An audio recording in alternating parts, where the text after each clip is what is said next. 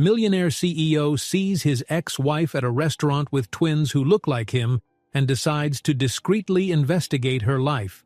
But before we dive into the full story, let me know where you're watching from and what time it is. Now, subscribe to the channel and let's get started. The limousine's engine purred quietly outside one of the city's most exclusive restaurants. Inside, the air smelled of fresh roses and expensive cologne. Patrons in designer suits and glittering evening gowns sipped vintage wine while murmuring about mergers, board appointments, and weekend getaways on private jets. No one seemed to notice the tall, dark-haired man who'd just slipped past the maitre d'. He wore power on his sleeve, an understated, impeccably tailored suit that was anything but ordinary. Christian Hartford, the young CEO who had risen from obscurity to become one of the most influential businessmen in the country, stood with an air of cool detachment near the entrance.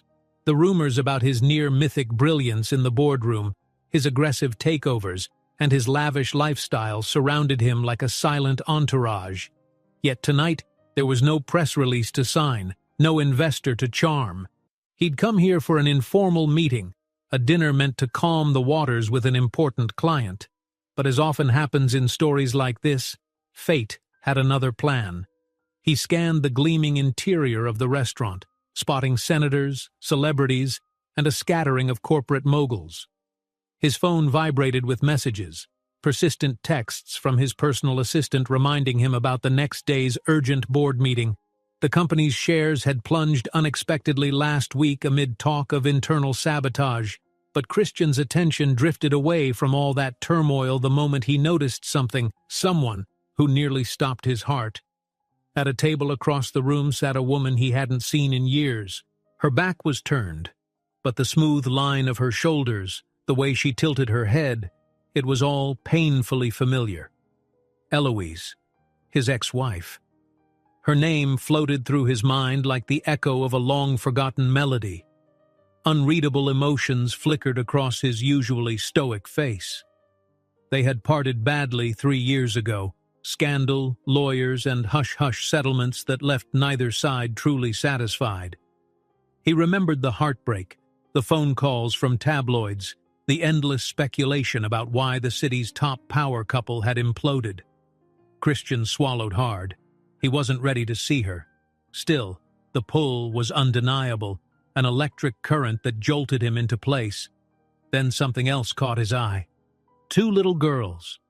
They couldn't have been more than 2 or 3, identical in every way, each with a high ponytail and the same delicate features, tiny floral dresses, bright, inquisitive eyes. And those eyes looked eerily like his own. A sense of vertigo overwhelmed him. He reached for the back of a nearby chair to steady himself.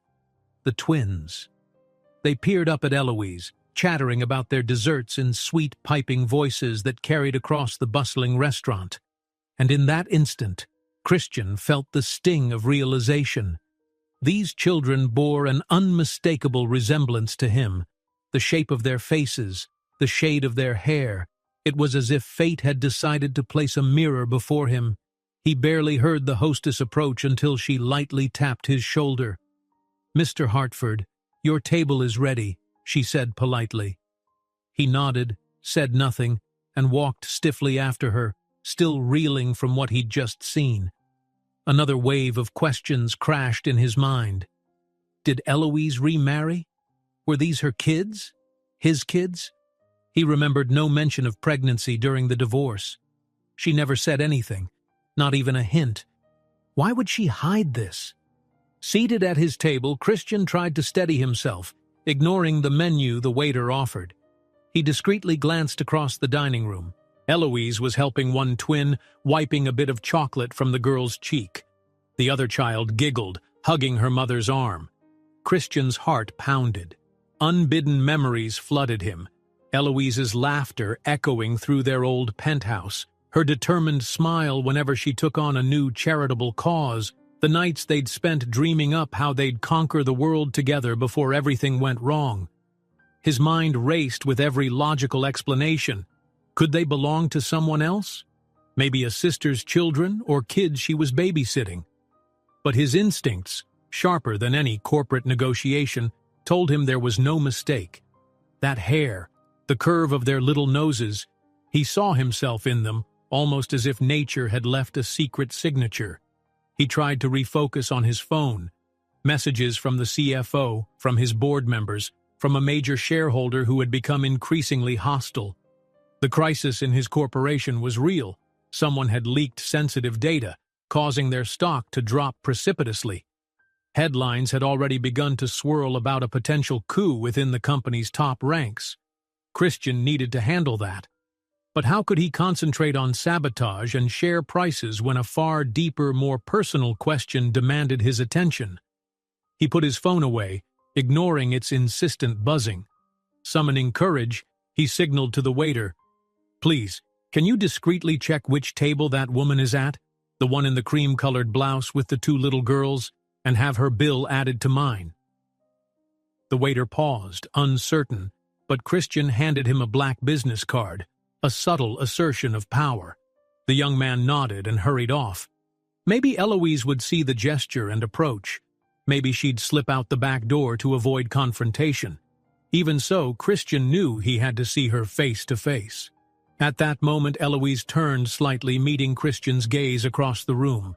Their eyes locked. In that instant, the restaurant's busy chatter seemed to vanish. There was only her silent gasp, the flicker of shock in her expression, and the protective instinct that made her gently corral the children close. One of the twins looked up, curious, then followed her mother's gaze and observed the man at the other table. Christian forced a tentative smile, but the child tilted her head as though trying to solve a puzzle. An eerie, surreal reflection of how he used to tilt his head at that same angle when facing complicated matters. He stood, deciding there was no point in lurking. The father in him, an identity he hadn't realized he might already hold, overrode every second thought. He approached Eloise's table, heart thudding as though he were a rookie in a boardroom. She rose slowly, carefully, placing herself in front of the girls. Their eyes remained fixed on each other, unspoken questions passing between them as the weight of 3 missing years pressed down. "Eloise," he said, voice subdued, trying to keep the desperation from spilling out. "Christian," she responded, equally subdued. Her gaze darted to the twins. She looked like she wanted to step back, to shield them, but also as if she might collapse from the tension. A swirl of emotions overcame Christian. He wanted to demand answers. He wanted to hold the children, make sure they were real, that this was not some delirious dream. He wanted to scream about betrayal or apology or something equally messy and raw. But behind all that chaos, an even bigger wave of protectiveness crashed into him. These girls, if they were truly his, had never known their father. A paparazzo or two, always lurking near affluent hotspots, snapped photos from the sidewalk. Christian could almost see tomorrow's headlines forming. Reclusive tycoon Christian Hartford meets mystery twins. Are they his? The scandal he'd tried so hard to bury threatened to rise again, more potent than ever. Eloise pressed her lips together, tears brimming in her eyes. The twins clung to her legs, staring at the tall stranger with wide curiosity. Outside the restaurant window, camera flashes lit up like lightning. Christian took a breath.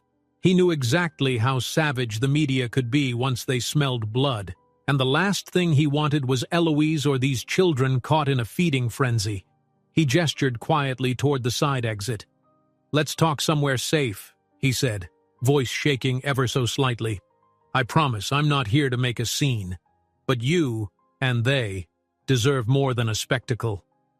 Eloise hesitated, tears threatening to fall, then nodded. Without another word, she scooped up the girls' jackets, took each small hand, and followed Christian toward the exit. Behind them, the restaurant's hum of chatter resumed, though more subdued. Everyone was buzzing with speculation. Cameras followed them, footsteps echoing on polished marble. In the swirl of confusion and heartbreak, none of them suspected how complicated this story would become.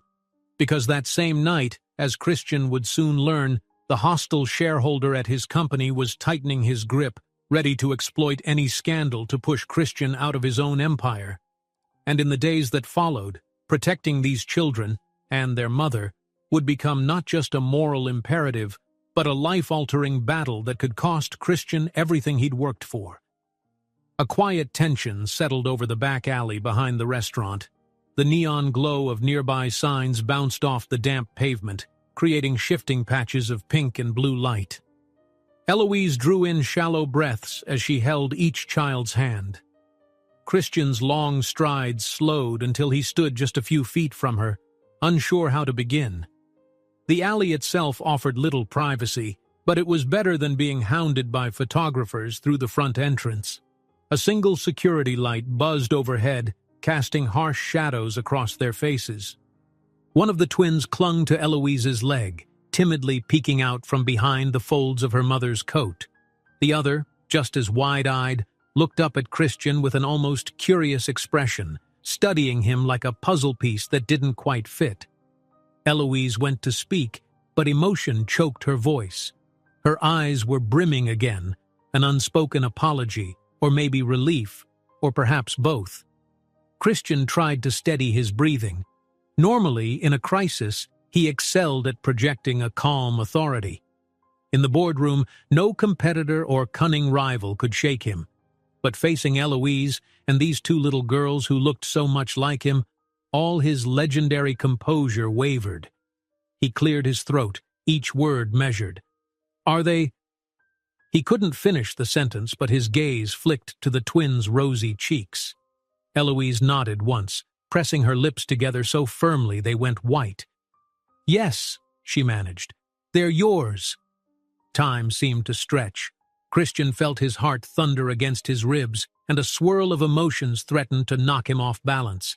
Anger at Eloise for hiding this, guilt for not knowing, fear for the chaos this revelation could bring, but above all else, a surge of protectiveness, an instinct to ensure these children were safe from the looming headlines, the corporate vultures, and the paparazzi that waited hungrily around every corner.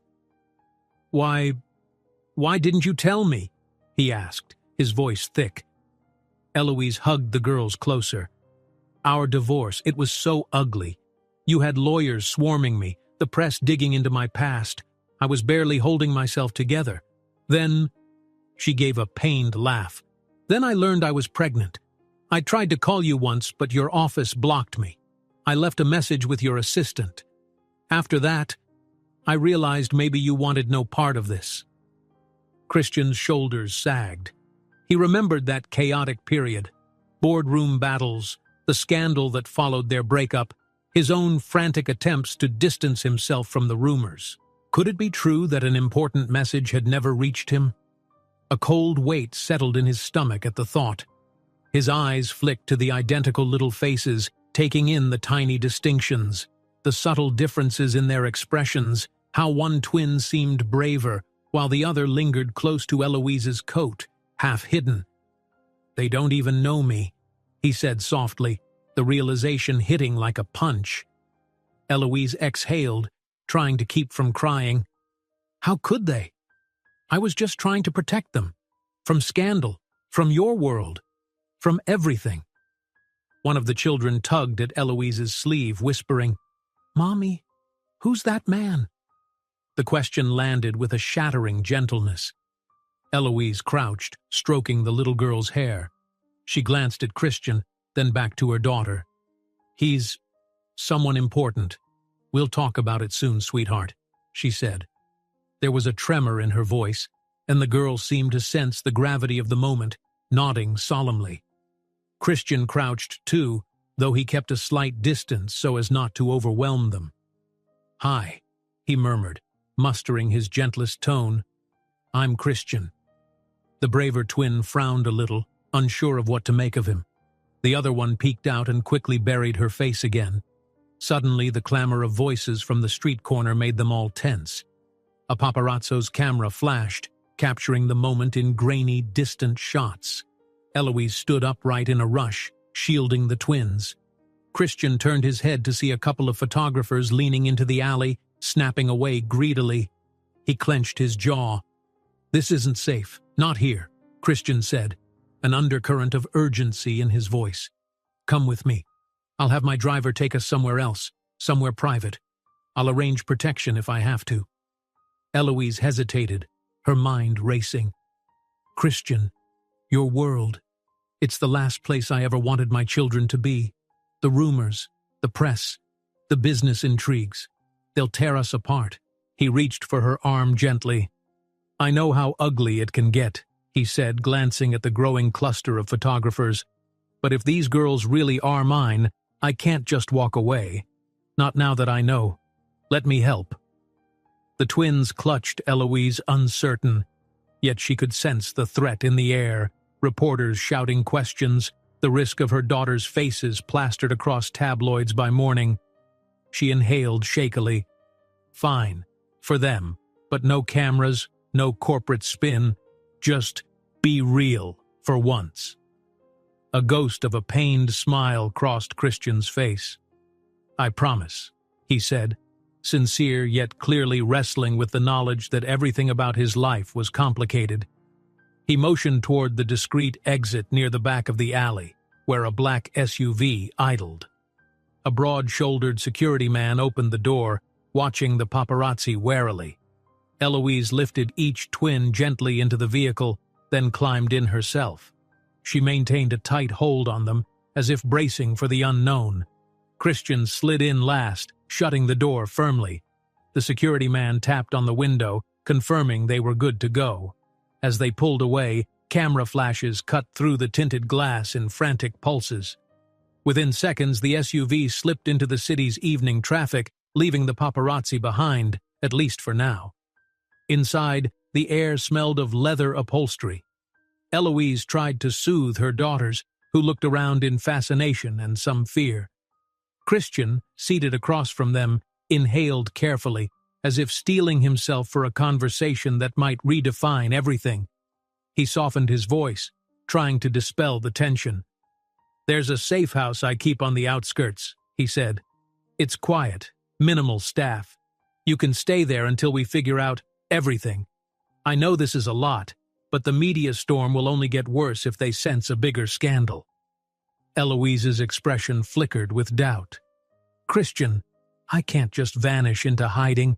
I have a job, a life, even if it's been small and under the radar. I can't uproot the girls on a whim." He raked a hand through his hair, frustration and concern battling behind his eyes. "I'm not telling you to drop your life, but the tabloids will be relentless, and I have to protect my daughters from it. Look, you can keep your routine for now, but let my security detail be involved." His voice took on that tone of practical confidence he used in negotiations. "Let me place guards nearby, limit your public appearances, just until the hype dies down, and let me get to know them." Eloise was silent for a long moment. She gazed at her two sleeping girls, already lulled by the subtle hum of the SUV, and then looked back at Christian. "All right," she whispered, a fragile resignation. "But only if you respect my rules. Their privacy comes first. No glamorizing them in front of investors or using them as some PR tactic. I'm serious." A flicker of hurt crossed Christian's face. "I would never use them," he replied, almost a whisper. Then he remembered his own father, how the man had once threatened to parade Christian in front of shareholders to secure a merger. The memory tightened his throat. "I want to do right by them. By you," he finally said, voice rough with sincerity. Eloise studied him. Gone was the ruthless, unflappable magnate she'd once married. In his place was a man who looked deeply unsure, grappling with an avalanche of personal regret. She nodded slowly. "Okay, one day at a time." They fell silent. Outside, the city lights blurred by. Christian's phone buzzed on silent mode. Half a dozen missed calls, text messages from the CFO about a suspicious investor orchestrating a takeover. He resisted the urge to check right then. For once, the swirling corporate drama had to wait. Eloise ran her fingers through one twin's hair, pulling the dozing child closer. "They're named Clara and Celeste," she offered softly, glancing up at him. "They're 3 years old, full of questions. Sometimes it's overwhelming, but they're my everything." Christian's gaze lingered on the sleeping twins, warmth seeping through the shock in his system. "Clara, Celeste," he repeated, letting the names settle in his mind. The car turned onto a quieter road, leaving the neon bustle behind. For the first time that night, he felt a whisper of hope beneath the turmoil. He leaned back against the leather seat, exhaling. In the half-light, Eloise stroked her daughter's hands, each small palm so vulnerable and full of promise. Christian's phone vibrated yet again, this time with a one-line text from his trusted investigator. "Bad news. Big leak confirmed. Rival shareholder pushing for your removal. More soon."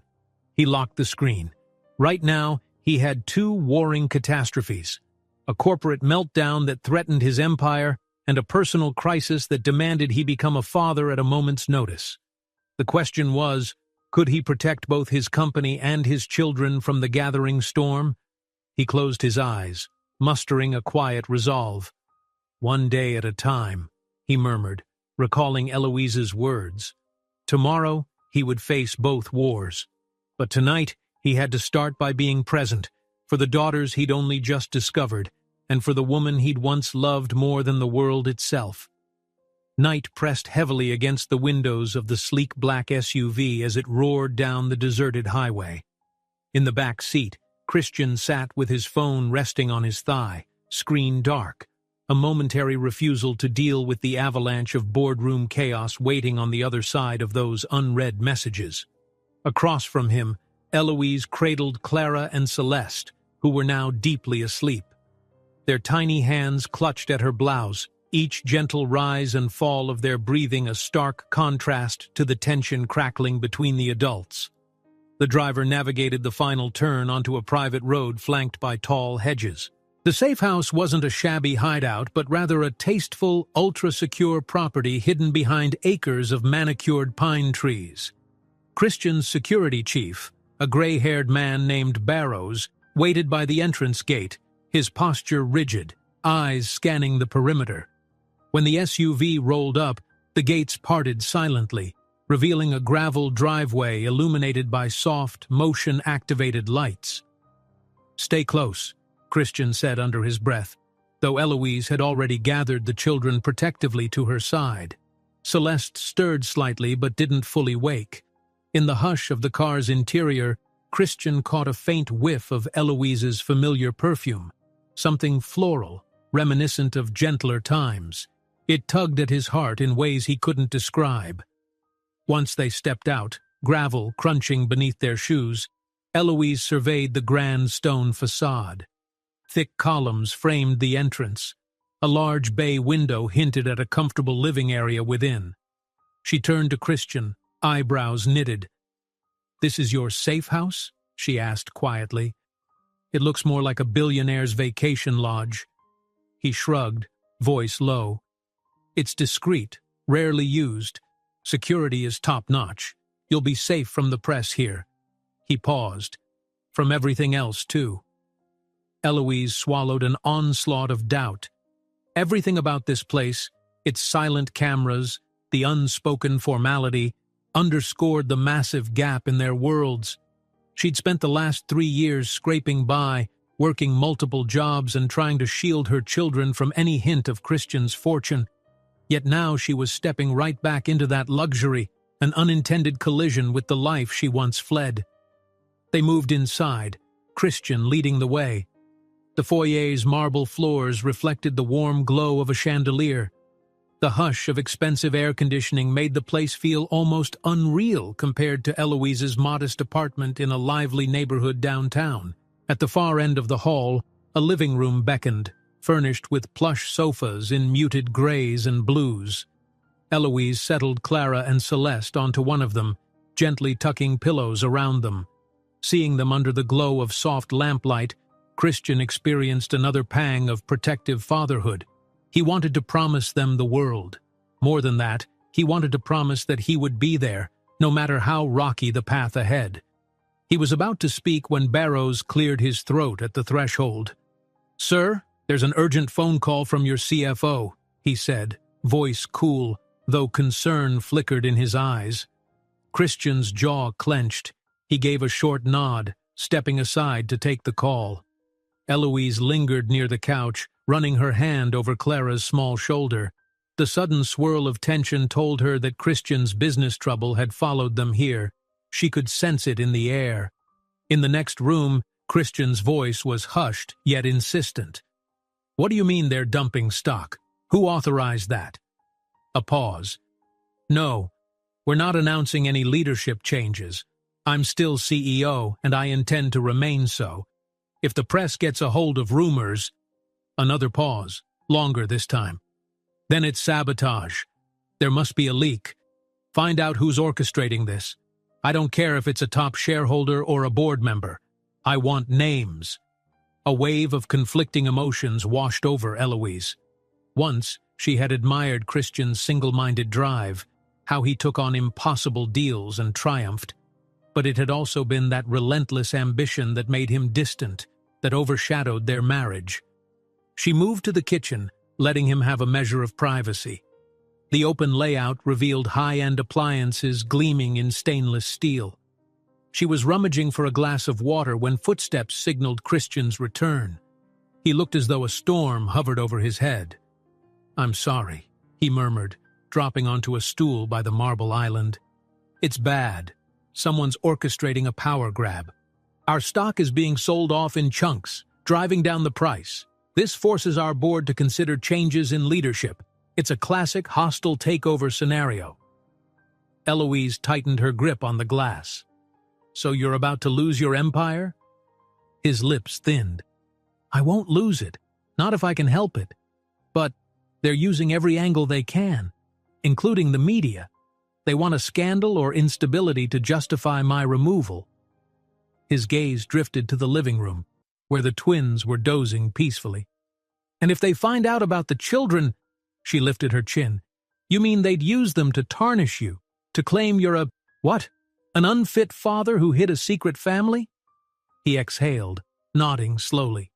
"These people are ruthless. They'll spin any personal issue into a catastrophe. The board just needs an excuse. Eloise, if it comes out that I have twins I haven't acknowledged for 3 years, it'll be chaos. Then these shareholders can claim I'm compromised, too distracted to run the company." She put the glass down, feeling fresh anger stir. "You're worried about how our daughters would affect your business? Or are you worried about them being dragged through the mud?" Christian flinched. "I'm worried about both. I can't let them be turned into a PR weapon, and yes, I do have to protect my position. That company isn't just about money.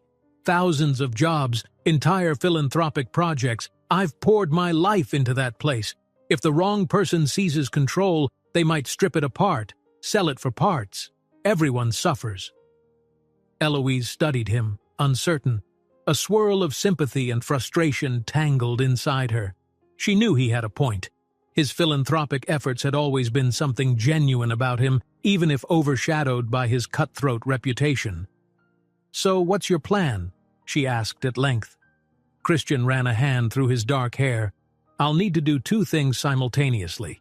Tighten security around you and the twins so no one can exploit this situation, and root out whoever's sabotaging the company. My CFO is calling an emergency meeting. I'll have to attend, but I also need to set up protection for you. One of my trusted aides can handle the daily logistics, groceries, errands, so you don't have to show your face publicly too often." She bristled at the suggestion. "You expect me to hide indefinitely? The girls have preschool, I have a job, we have a life, or we did, until you showed up." Christian winced. "I'm not asking you to give up your life. I'm just asking you to lie low while I handle the worst of the crisis." His voice was soft, almost pleading. "Eloise, I know how it sounds, but please believe me, I can't fight this war on 2 fronts if I'm worried about paparazzi stalking you or worse. If these shareholders hire private investigators, they might dig up dirt or cause real harm." She pressed her hands to her temples. "This is exactly what I never wanted. The moment we step into your world, it's threats, corporate games, lawyers. That's why she trailed off, swallowing the rest. That's why she'd run, why she'd decided to raise the twins quietly without him. A silence heavy with old wounds and new fears settled around them. From the living room, Celeste stirred, letting out a tiny whimper as she shifted in her sleep. Almost unconsciously, Eloise moved toward her daughter. Christian followed, drawn by the subtle magnetism of fatherhood. Standing side by side, they watched the two small faces, so peaceful and innocent, so unaware of the adult storms swirling above them. For a moment, Eloise felt Christian's arm brush against hers, an accidental contact that stirred memories of comfort, then heartbreak. Finally, she exhaled. "All right," she said, voice low. "I'll agree to your security, but I need to keep some semblance of normalcy for the girls. Clara and Celeste are just starting to understand the world around them. I can't strip away everything familiar." Christian nodded. "We'll work it out. I have resources, private schooling options if we need to pivot, or else I can have plainclothes security do discreet drop-offs and pickups, whatever it takes." Eloise studied his features in the dim lamplight, searching for any trace of manipulation. All she saw was sincerity laced with desperation. "It's been a long night," she murmured, shoulders sagging. "We'll talk more in the morning." He reached out as if to rest a hand on her arm, then seemed to think better of it, retracting his touch. "Sleep well," he said softly. "I'll have rooms prepared upstairs, 2 adjoining bedrooms for you and the twins."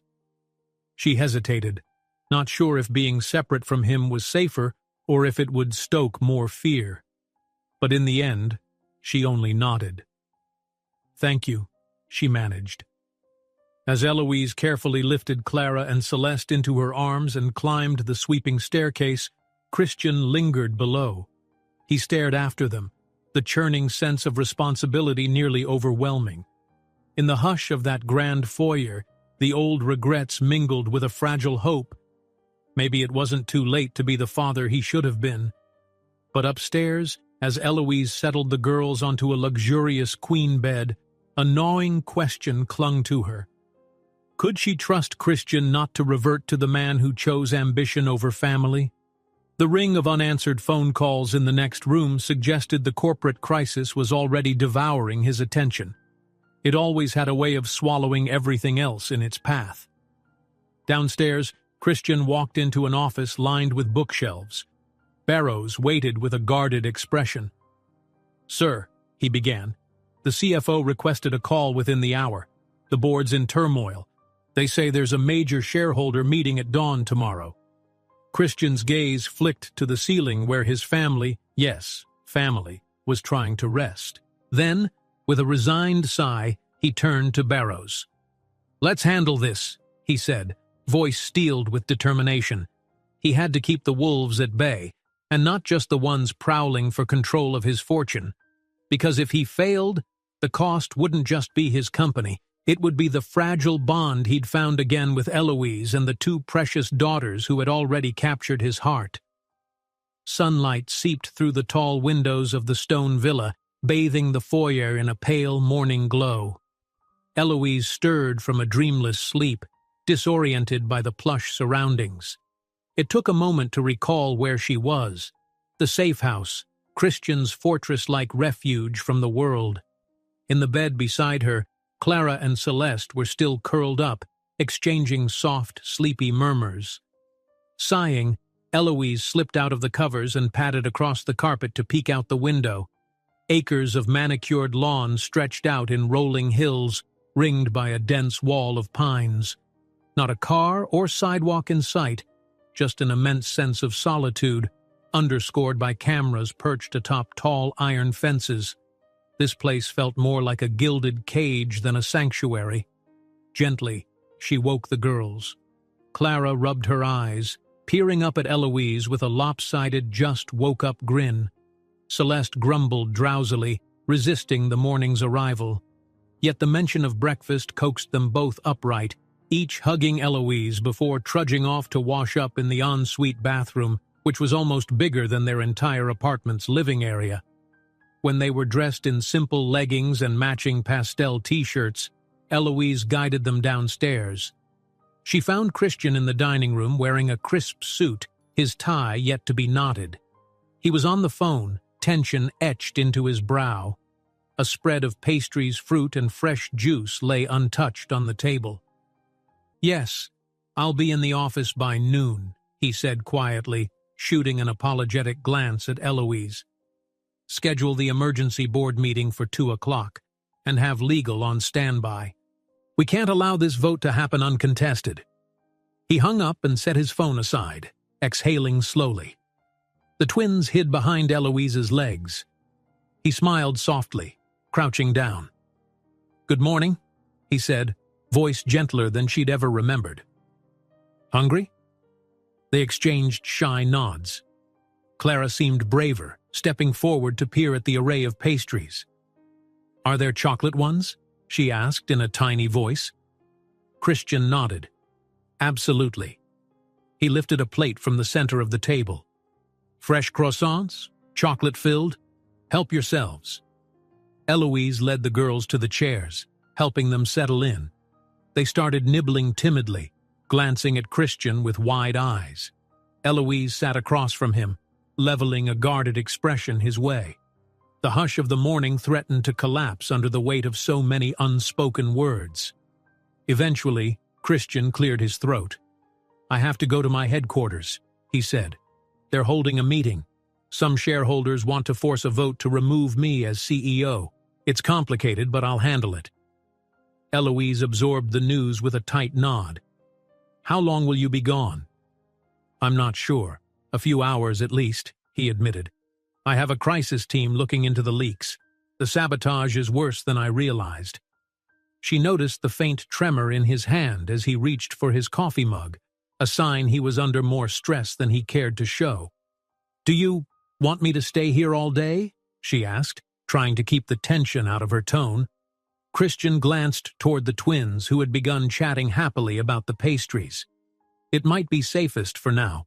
I'm sorry if it feels like you're under house arrest, but I promise I won't let it drag on. My security chief, Barrows, will be around if you need anything. If it's urgent to get clothes or personal items from your apartment, he can arrange it." Eloise bowed her head, relenting. She hated the thought of giving up her freedom, but the memory of camera flashes and paparazzi footsteps the previous night loomed large. She heard Celeste giggle at something Clara whispered, and that small, joyful sound reminded her why she was doing this. Her daughters came first. "Fine," she agreed, voice subdued. "We'll stay put, at least until you figure out a plan." Christian nodded, relief mingling with guilt in his eyes. "I'm grateful. Believe me, the last thing I want is for you three to be harassed by reporters or stalked by investigators." He paused, turning to the girls. "I have to run, but I'll be back soon. Maybe we can do something together, like read a book or take a walk around the property." Clara's eyes lit up. "A walk with the trees?" she asked. Christian's tense expression softened. "Yes, around the big trees outside. Just you and Celeste and your mother, and me." He rose from his seat, smoothing his suit jacket. When he hesitated, eyes darting to Eloise, she offered a wordless nod that he could say a quick goodbye to the children. He crouched between their chairs, ruffling Celeste's hair, then gently patting Clara's shoulder. They stared at him curiously, still unsure of this new presence in their world. The father they'd never met was, suddenly, right here at the table. Moments later, Christian strode out, phone to his ear again, the urgent hum of business overshadowing domestic warmth. As the door clicked shut, the room felt emptier. Eloise gave the girls a reassuring smile, hoping to mask her own swirl of anxieties. She decided to distract them, and herself, by exploring the house. It was a sprawling two-story property with windows that framed sweeping forest views. The living room featured an oversized sectional couch facing a stone fireplace, where Eloise could easily picture a family gathering on a winter's night had circumstances been different. The twins squealed in delight at finding a small playroom down the hall stocked with neatly arranged toys. Perhaps Christian's staff, anticipating children might someday visit, had prepared it. Or maybe it was left over from previous guests. As the girls started playing, Eloise slipped outside onto the wraparound porch. The air was crisp with pine scent, and she took a moment to breathe in the quiet. For all its opulence, the estate did have a peaceful charm. If only her mind would stop worrying about the uncertain future. She leaned on the railing, remembering the day she left Christian. How she'd seen the stony set of his jaw when the tabloids pounced. How he'd retreated behind a fortress of attorneys. She had thought, I can't endure this kind of life, not with a baby on the way. Then it turned out to be twins. She never told anyone except a close friend. Isolation seemed better than living under the scrutiny of Christian's corporate kingdom. "Ma'am?" A courteous voice broke her reverie. She turned to see Barrows, the security chief, standing at a respectful distance. His demeanor was as crisp as his neatly tailored suit. "I wanted to let you know we'll be doing a routine patrol around the grounds. One of the staff will stay inside just in case you need assistance." She forced a polite smile. "Thank you. Everything's fine. The girls are playing in the room down the hall." Barrows nodded. "We've set up electronic countermeasures. No drones, no cameras can breach the perimeter. Mr. Hartford wants to ensure your privacy." He paused, then cleared his throat. "If there's anything you need, any personal effects from your apartment, just say the word. One of our vehicles can discreetly handle it." She swallowed the urge to protest that she didn't need an army. Instead, she sighed. "Actually, there are some clothes and the girls' favorite blankets. They'll ask for them soon." Barrows gave a brief, understanding smile. "We can arrange that immediately, ma'am. Just write down the address and any details and we'll collect them." After a formal bow of his head, he turned and left her to the morning silence. Eloise closed her eyes, torn between gratitude for the help and frustration at the lack of control over her own life. Inside, the girls' laughter echoed. She clung to that small comfort. At Hartford Corporation's sleek headquarters downtown, Christian walked into a boardroom abuzz with tension. 12 members sat around a massive glass table, the city skyline spreading behind them in panoramic glory. Some were older faces he recognized as longtime allies. Others were new additions, perhaps aligned with the mysterious shareholder who'd been quietly amassing power. His CFO, a nervous man named Wilton, rose. "Christian, we have a problem," Wilton said, voice trembling slightly. "Merrick Holdings increased its stake overnight. They're calling for an immediate leadership vote. They claim your personal distractions and the recent leaks have destabilized the company." Christian's gaze swept the room, landing on a particular board member with steely eyes and a smug set to his jaw. Nathan Garrick. He was rumored to be the face of Merrick Holdings, though official documents never linked him openly. The handshake deals lurking beneath the surface reeked of a coup. Christian took his seat at the head of the table, chin raised. "Let's be clear. No official vote can happen without proper notice. The bylaws demand it. If Merrick Holdings wants to challenge me, they'll have to follow the rules."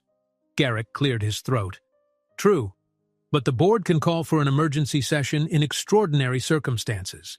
And these leaks, the stock plunge, your life events, all point to a destabilizing leadership environment." Anger flared in Christian's eyes. "The only destabilizing factor is the sabotage orchestrated by parties trying to manipulate the share price. Once we identify the culprit, the board will see exactly how contrived this crisis is." His jaw tightened. "I'm not stepping down." Murmurs spread among the board. Some members exchanged uneasy glances. Garrick gave a shallow shrug. "We're only doing what's best for the company," he said with faux sincerity. "If you can't focus on the business—" Christian slammed a hand on the table, though he managed to keep his voice calm. "I assure you my focus is unwavering. This meeting is premature and manipulative. I'll present evidence soon enough about the sabotage, and I'm confident the board will act in the corporation's best interest when they see who's really behind it. He glanced around, noticing how some board members looked relieved to see him fighting back, while others seemed disappointed. Garrick's expression twisted with annoyance. "We'll reconvene tomorrow," Christian announced, controlling the narrative. "Meanwhile, I expect full compliance in investigating every leak." At the table's edge, the corporate legal counsel offered a terse nod, signifying that Christian had at least won a brief reprieve. Garrick rose, eyes flashing with hostility. "Then tomorrow. But know this, Hartford, the shareholders are restless. You'd better have answers." Minutes later, Christian stalked through the marble hallway outside the boardroom, phone in hand. He texted Barrows for an update, relieved to hear that Eloise and the twins were fine. His next calls were to private investigators. If he could expose who orchestrated the leaks, maybe he could dismantle Merrick Holdings' entire plan. But behind his stormy determination lay a deeper fear. The only reason a sabotage attempt like this could succeed was if Christian looked too vulnerable. And if the media uncovered the secret of his twins, the brand-new fatherhood scandal could be the final push Garrick needed to unseat him. He clenched his phone, stepping into an elevator. For years, he had run Hartford Corporation with ruthless efficiency, forging alliances and smashing obstacles. He never imagined that returning to an ex-wife and discovering 2 daughters would upend his empire's stability. But there was no turning back. In this new battlefield, where fatherhood and corporate power struggles collided, Christian vowed he would fight for both. The elevator doors slid shut, reflecting his grim, determined face. By the time he got back to the safe house tonight, he planned to have a clearer strategy. He wouldn't let Garrick win, and he wouldn't let Eloise or the twins suffer another day in hiding. His mind flicked to that small image from breakfast, Clara's hopeful eyes as she asked for a walk among the trees. If there was a chance to build something real with his daughters, he couldn't let the corporate wolves devour him first. With that thought fueling him, Christian braced for the war that lay ahead. Afternoon sunlight slanted across the spacious living room when Eloise felt her phone vibrate in her pocket.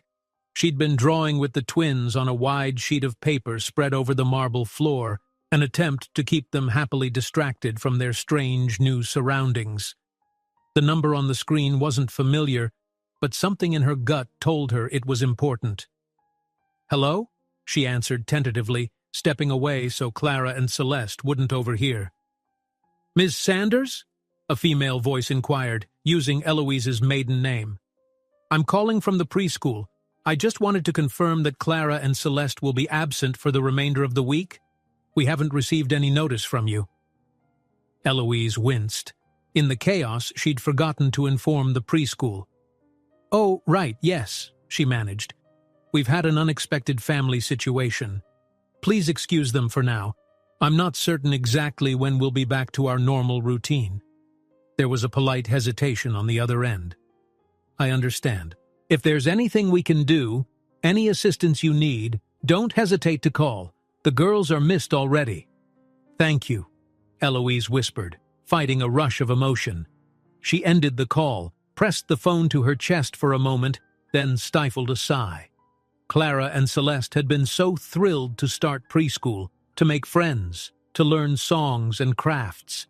Yet now they were barricaded in a fortress, drawing pictures of houses and trees that felt far away. The rustle of footsteps drew her attention. She turned to see Barrows, Christian's security chief, hovering near the archway. "Excuse me, Ms. Sanders," he said gently, noticing her unsettled expression. "We've retrieved the items from your apartment. They're in the entry hall if you'd like to check them." Eloise followed him, finding 2 suitcases plus a large duffel bag that likely contained the children's cherished blankets. She rummaged briefly, reassured by the sight of stuffed animals and the faint, familiar smell of their old place. A pang of homesickness cut through her. As she pulled out a small pastel quilt, Celeste's favorite, Barrows cleared his throat. "I also brought some of your personal mail. We can, of course, handle forwarding it if you end up staying here long-term." She felt the question behind his polite tone. "Are you settling in for good?" The thought made her bristle. "I'm not sure how long we'll be here," she replied, glancing around the grand hall and its silent security cameras. "Maybe Christian will sort out this crisis quickly." Barrows nodded. "He's a resourceful man, usually gets what he aims for." The statement hung between them, loaded with subtext. Eloise wondered if it was an unintentional reminder that Christian had always been unstoppable in the business arena, his triumphs overshadowing personal relationships. But now everything was different. He was fighting on two fronts, to save his empire and to earn a place in his daughters' lives. She moved back into the living room, handing the pastel quilt to Celeste. "Sweetheart, here's your favorite blanket," she said. Celeste's face lit up with pure delight as she hugged it close. Clara snuggled up beside her, content to share in the comfort. "Mommy, can we go outside?" Clara asked softly, pointing toward the towering windows that overlooked the property's gardens. "We saw a swing set." She glanced at her sister, who nodded eagerly. Eloise hesitated, scanning for any sign of disapproval from Barrows, but the security chief didn't object. He just offered a courteous inclination of his head. "We can station staff around the perimeter if you prefer," he said, as if reading her concerns. "We want you and the girls to enjoy the grounds safely." She nodded, though a flicker of resentment tugged at her. She was grateful for the security, yet hated feeling reliant on these strangers. "Yes, please," she answered at last. "A little air would do them good." They stepped outside into a golden afternoon. A neatly kept path meandered around immaculate flower beds, eventually opening onto a small play area with a swing set and slide. Celeste squealed, rushing toward it, with Clara on her heels. Eloise followed, her heart easing slightly at the sight of them acting like normal kids again.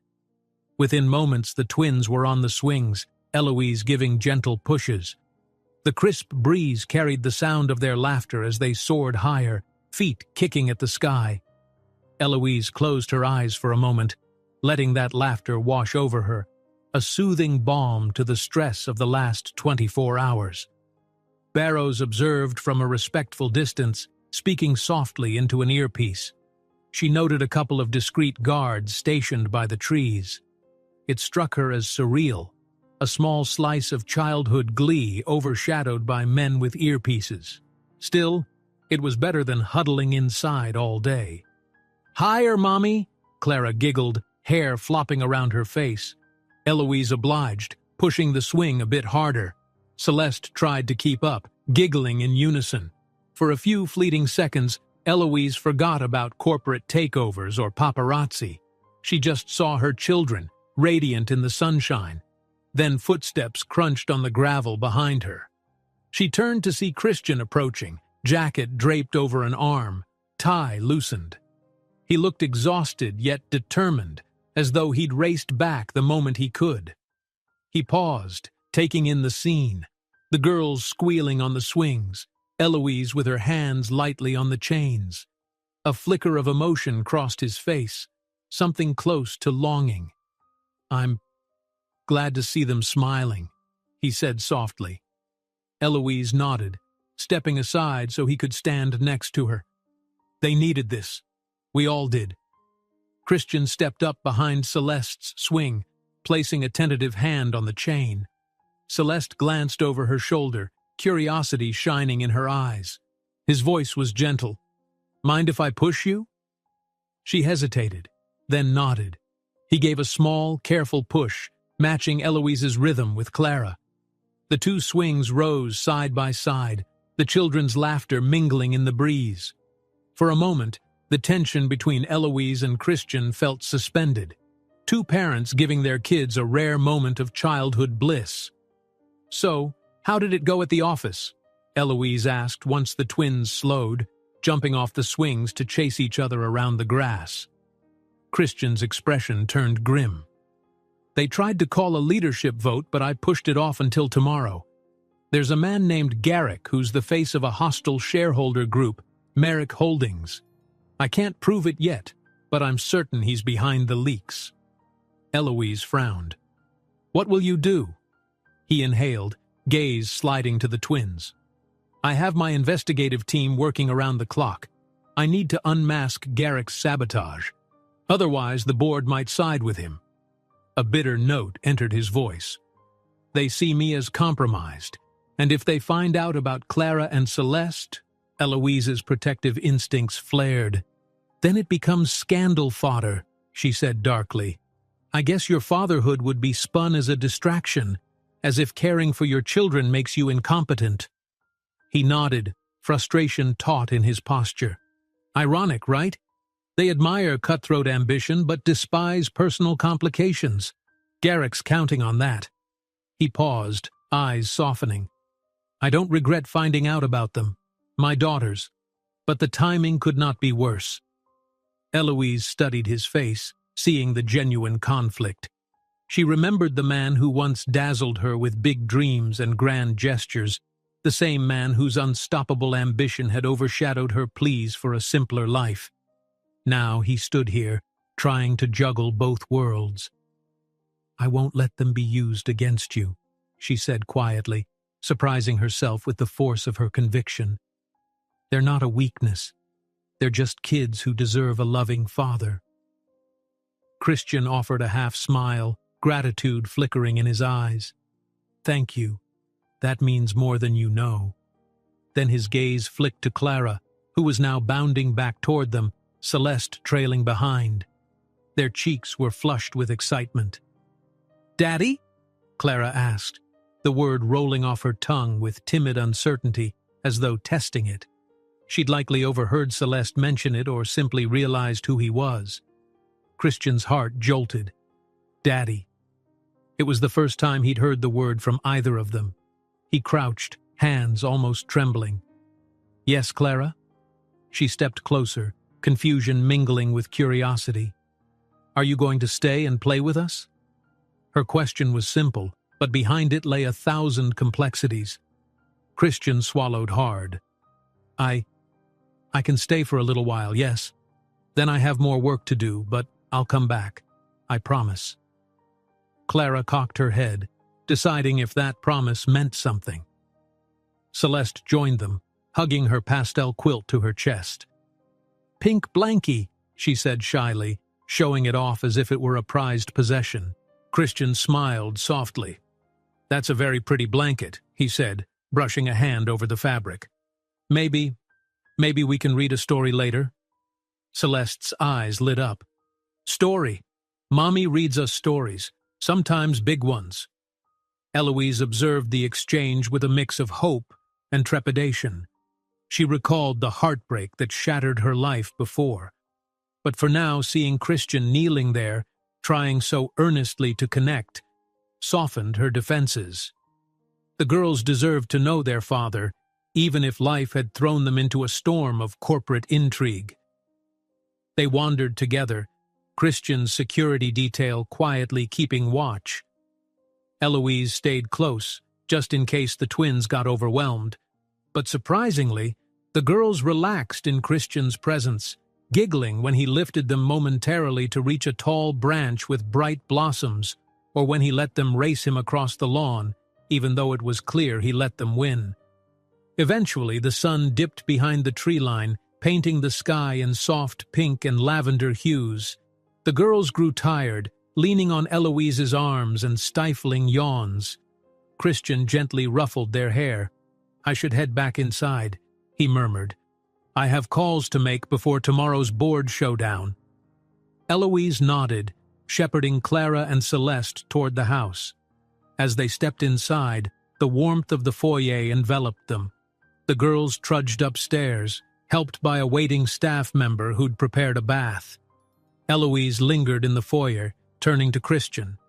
He slipped off his shoes and loosened his tie further. "I'll be in the office for a bit," he said. "If you need anything." She mustered a small smile. "We'll manage." She studied his face. "Good luck tomorrow. I hope the sabotage stops before it does any more damage." His eyes flicked upward, as though acknowledging the unspoken question. Would the board blame his personal life for the company's turmoil? "Thank you," he said softly. "And thanks for letting me have that time with them." After a beat of silence, Eloise headed upstairs, heart heavy yet hopeful. Tucking her daughters into bed, she read them a short story about a little bird finding its nest. Their sleepy eyes drifted shut. Then, quietly, she retreated to her own room. She couldn't help wondering about tomorrow, about what Christian might sacrifice to keep his empire intact, and whether her newfound sense of family would crumble again under corporate weight. Meanwhile, in the downstairs office, Christian stared at a laptop with documents on Garrick's shady dealings. A single thought echoed in his mind, fueling him to fight harder. He had two precious daughters who deserved a stable, present father. And nothing, not the board, not Garrick's cunning, not a legion of paparazzi, would keep him from being that father. But storms rarely pass without wrecking damage. As the night settled, each occupant of the safe house sensed the oncoming gale, bracing for what the next day would bring. Dawn broke cool and clear over the estate's manicured grounds, yet the atmosphere inside the safe house was fraught with restless energy.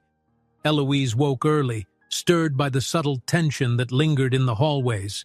Footsteps from security staff, hushed phone calls in distant rooms. She slipped into the adjoining bedroom where the twins were still fast asleep, little arms thrown over stuffed animals. It was a reassuring sight, a reminder that amid the adult storms, childhood innocence persisted.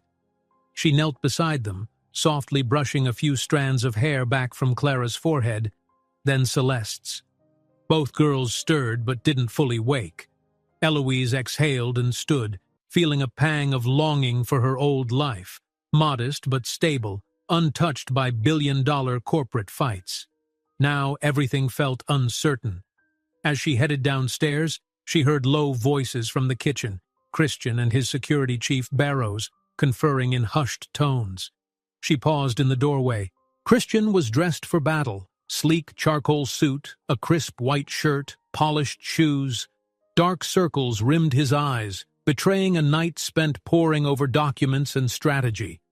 Barrows handed him a tablet with what looked like pie charts and briefing notes.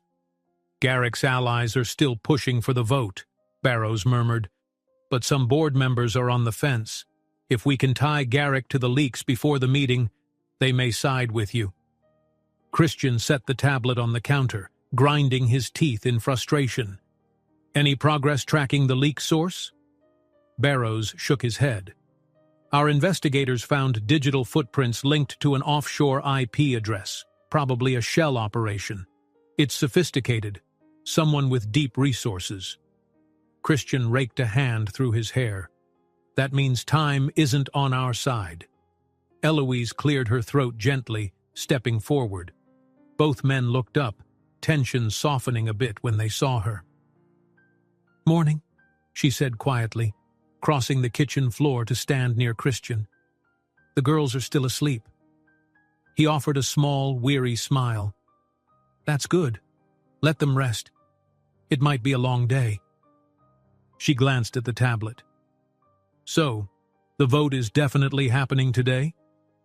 Christian nodded, pressing two fingers to his temple as though warding off a headache. "Unless I can convince enough board members to postpone again. But Garrick's pushing hard. If I can't produce solid evidence of sabotage, or if they see me as too distracted, my ouster becomes more likely." Eloise's chest tightened with concern. "Is there any way I can help?" He hesitated, meeting her eyes. For a moment, the gravity of the situation showed starkly on his face. "I just need you to keep the girls safe, and keep them out of the headlines. Focus on that. The last thing I need is Garrick discovering you two exist. He'd spin it into some scandalous storyline." Eloise bristled at the word scandalous, but she also understood. Unseen, the twins couldn't be weaponized. "All right," she agreed. "We'll lay low, but Christian—" She softened her tone. "Whatever happens, just remember you have a family here now. Don't let them drive you into any rash decisions." His gaze flicked to the window. the brilliant sunshine that promised a new day. "I won't," he promised. "Not if I can help it." A tense silence settled. Then he glanced at his watch. "I should go. The board meeting starts in 2 hours, and I have one last call with the CFO beforehand." He turned to Barrows. "Keep me updated if anything happens here. No one gets in or out without clearance." Barrows nodded firmly. "Understood." Before stepping out, Christian allowed himself a moment to face Eloise. He searched her expression as if wanting to say something more, something about regrets, or maybe about hope. Instead, he just managed a soft, "Thank you for everything," and then he was gone. At Hartford Corporation's headquarters, the atmosphere crackled with anticipation. Shareholders filed into a large conference room, chattering in hushed voices. The board members occupied leather chairs arranged around a polished table that reflected the skyline, a tableau of power and ambition. Christian arrived, posture rigid, eyes scanning the room. The tension coiled in his chest as he observed Garrick standing near the far end, laughing quietly with 2 other members. Garrick wore an immaculate suit and an expression of smug confidence. "Ah, Christian," he greeted with a mirthless smile. "You've kept us waiting." Christian's jaw tightened. "Well, I'm here now. Let's get on with it." Everyone took their seats. The official opening remarks passed in a blur, standard protocol about agenda items, financial reviews. Then they arrived at the crucial point, a motion to vote on revisiting leadership under extraordinary circumstances. Garrick wasted no time, launching into a speech about plunging stock prices and the need for clear, focused leadership. Christian glared across the table. "And you're implying I'm not focused?" Garrick spread his hands in a gesture of mock sympathy. "We all know about the leaks. We also know you've been absent recently. Word on the street is, well, let's just say you have personal matters consuming your attention. Investors are spooked." Murmurs rippled. Christian's fists clenched under the table. "You want to talk about personal matters, Garrick? Let's talk about your offshore accounts and suspicious trades timed to each leak." A flicker of annoyance crossed Garrick's face. "Baseless accusations," he said coolly. "Unless you have proof." Christian inhaled, forcing composure. "My investigators have traced anomalies. If we had more time, I'd bring them here. But I suspect you knew that, which is why you're rushing this vote." Garrick laughed derisively, and a wave of uneasy laughter spread among those aligned with him. "If your claim is true, I'm sure you'd already have evidence in hand. Otherwise, you're just stalling. Now, shall we proceed with the vote?" Christian rose abruptly, ignoring protocol. "Board members, I caution you. Voting me out without proof of wrongdoing will cost us dearly. Garrick's manipulation will sink us further. Give me 24 hours. Let me finalize the investigation. Then if you still lack confidence in my leadership, fine. But don't jump to an irreversible decision today." The board members exchanged glances, some clearly torn. Garrick pressed his advantage. "He's had weeks," he insisted. "How much longer are we going to let the market bleed? This is business, not charity. Hartford's time is up." The tension escalated. Christian's CFO, Wilton, cleared his throat nervously. "Actually, we have a last-minute update. Some irregular transaction logs," he stammered. "We're reviewing them to see if they tie to a known shell company." A hush fell. Garrick's eyes narrowed. "And how long will that review take?" Wilton looked to Christian, then to the board. "Possibly a day or so. Our forensic team is combing through data from multiple servers. If what we find is conclusive, it could explain the sabotage fully." A flurry of whispered side conversations erupted. Some of the older directors whispered about prudence. Surely one more day couldn't hurt. Others, loyal to Garrick, insisted on immediate action. Christian's heart hammered. This was it. A fragile moment that could tip either way. Finally, an older board member named Marley spoke up. "As a matter of fairness, I propose we adjourn this vote for exactly 24 hours. Hartford either produces conclusive evidence, or we proceed with a leadership change. That's my motion." Christian exhaled in relief, carefully hiding his gratitude behind a calm nod. Garrick's jaw twitched, but he attempted a nonchalant shrug. "Fine," he said with forced politeness. "We'll reconvene tomorrow morning, then we'll see if your evidence is real, or just another smokescreen." The gavel dropped, concluding the meeting. Christian shot Garrick a level stare. "Tomorrow, then." Garrick's lips curled in a half-smile. "Better use your time wisely," he murmured, then strode from the room, trailed by his allies. Back at the safe house, Eloise and the twins waited out the day. She tried to keep them occupied, reading storybooks, playing simple games on the carpet, even offering a mini cooking lesson in the large, well-equipped kitchen. The girls giggled as they attempted to whisk pancake batter, splattering flour on their clothes. For a short while, the tension receded under a layer of normalcy, but each time Eloise caught a glimpse of the silent security cameras, reality intruded. She'd glance at her phone, half hoping Christian might text an update. There was only silence. By mid-afternoon, the girls grew restless, so Eloise ushered them into the backyard again. They galloped around the swing set, inventing imaginary worlds, while Barrows and another guard kept discreet watch. Eloise perched on a garden bench, sun warming her face, mind drifting anxiously between different scenarios. If Christian was removed as CEO, would he retreat into despair? Would the press devour them? If he managed to expose Garrick, would that provoke new threats? She was so lost in thought that she didn't hear the car approach until Celeste tugged on her sleeve. "Mommy, there's a car," the girl said, pointing toward the winding driveway. Sure enough, a sleek sedan pulled up. Eloise's pulse quickened. Was Christian back so soon? The driver's door opened, but the tall figure that emerged wasn't Christian at all. A woman dressed in a crisp white blouse and pencil skirt carrying a leather portfolio. Barrows stepped forward, intercepting her. The woman spoke quietly, showing some documentation. After a tense moment, Barrows glanced at Eloise and motioned her over. Warily, Eloise approached, Clara and Celeste clinging to her sides. "Ms. Sanders," the woman began, "my name is Lauren Matthews. I'm an attorney representing certain interests outside the corporate sphere." She lowered her voice. "I understand you're in seclusion right now, but I need to speak with you about something that may be important to you and your children."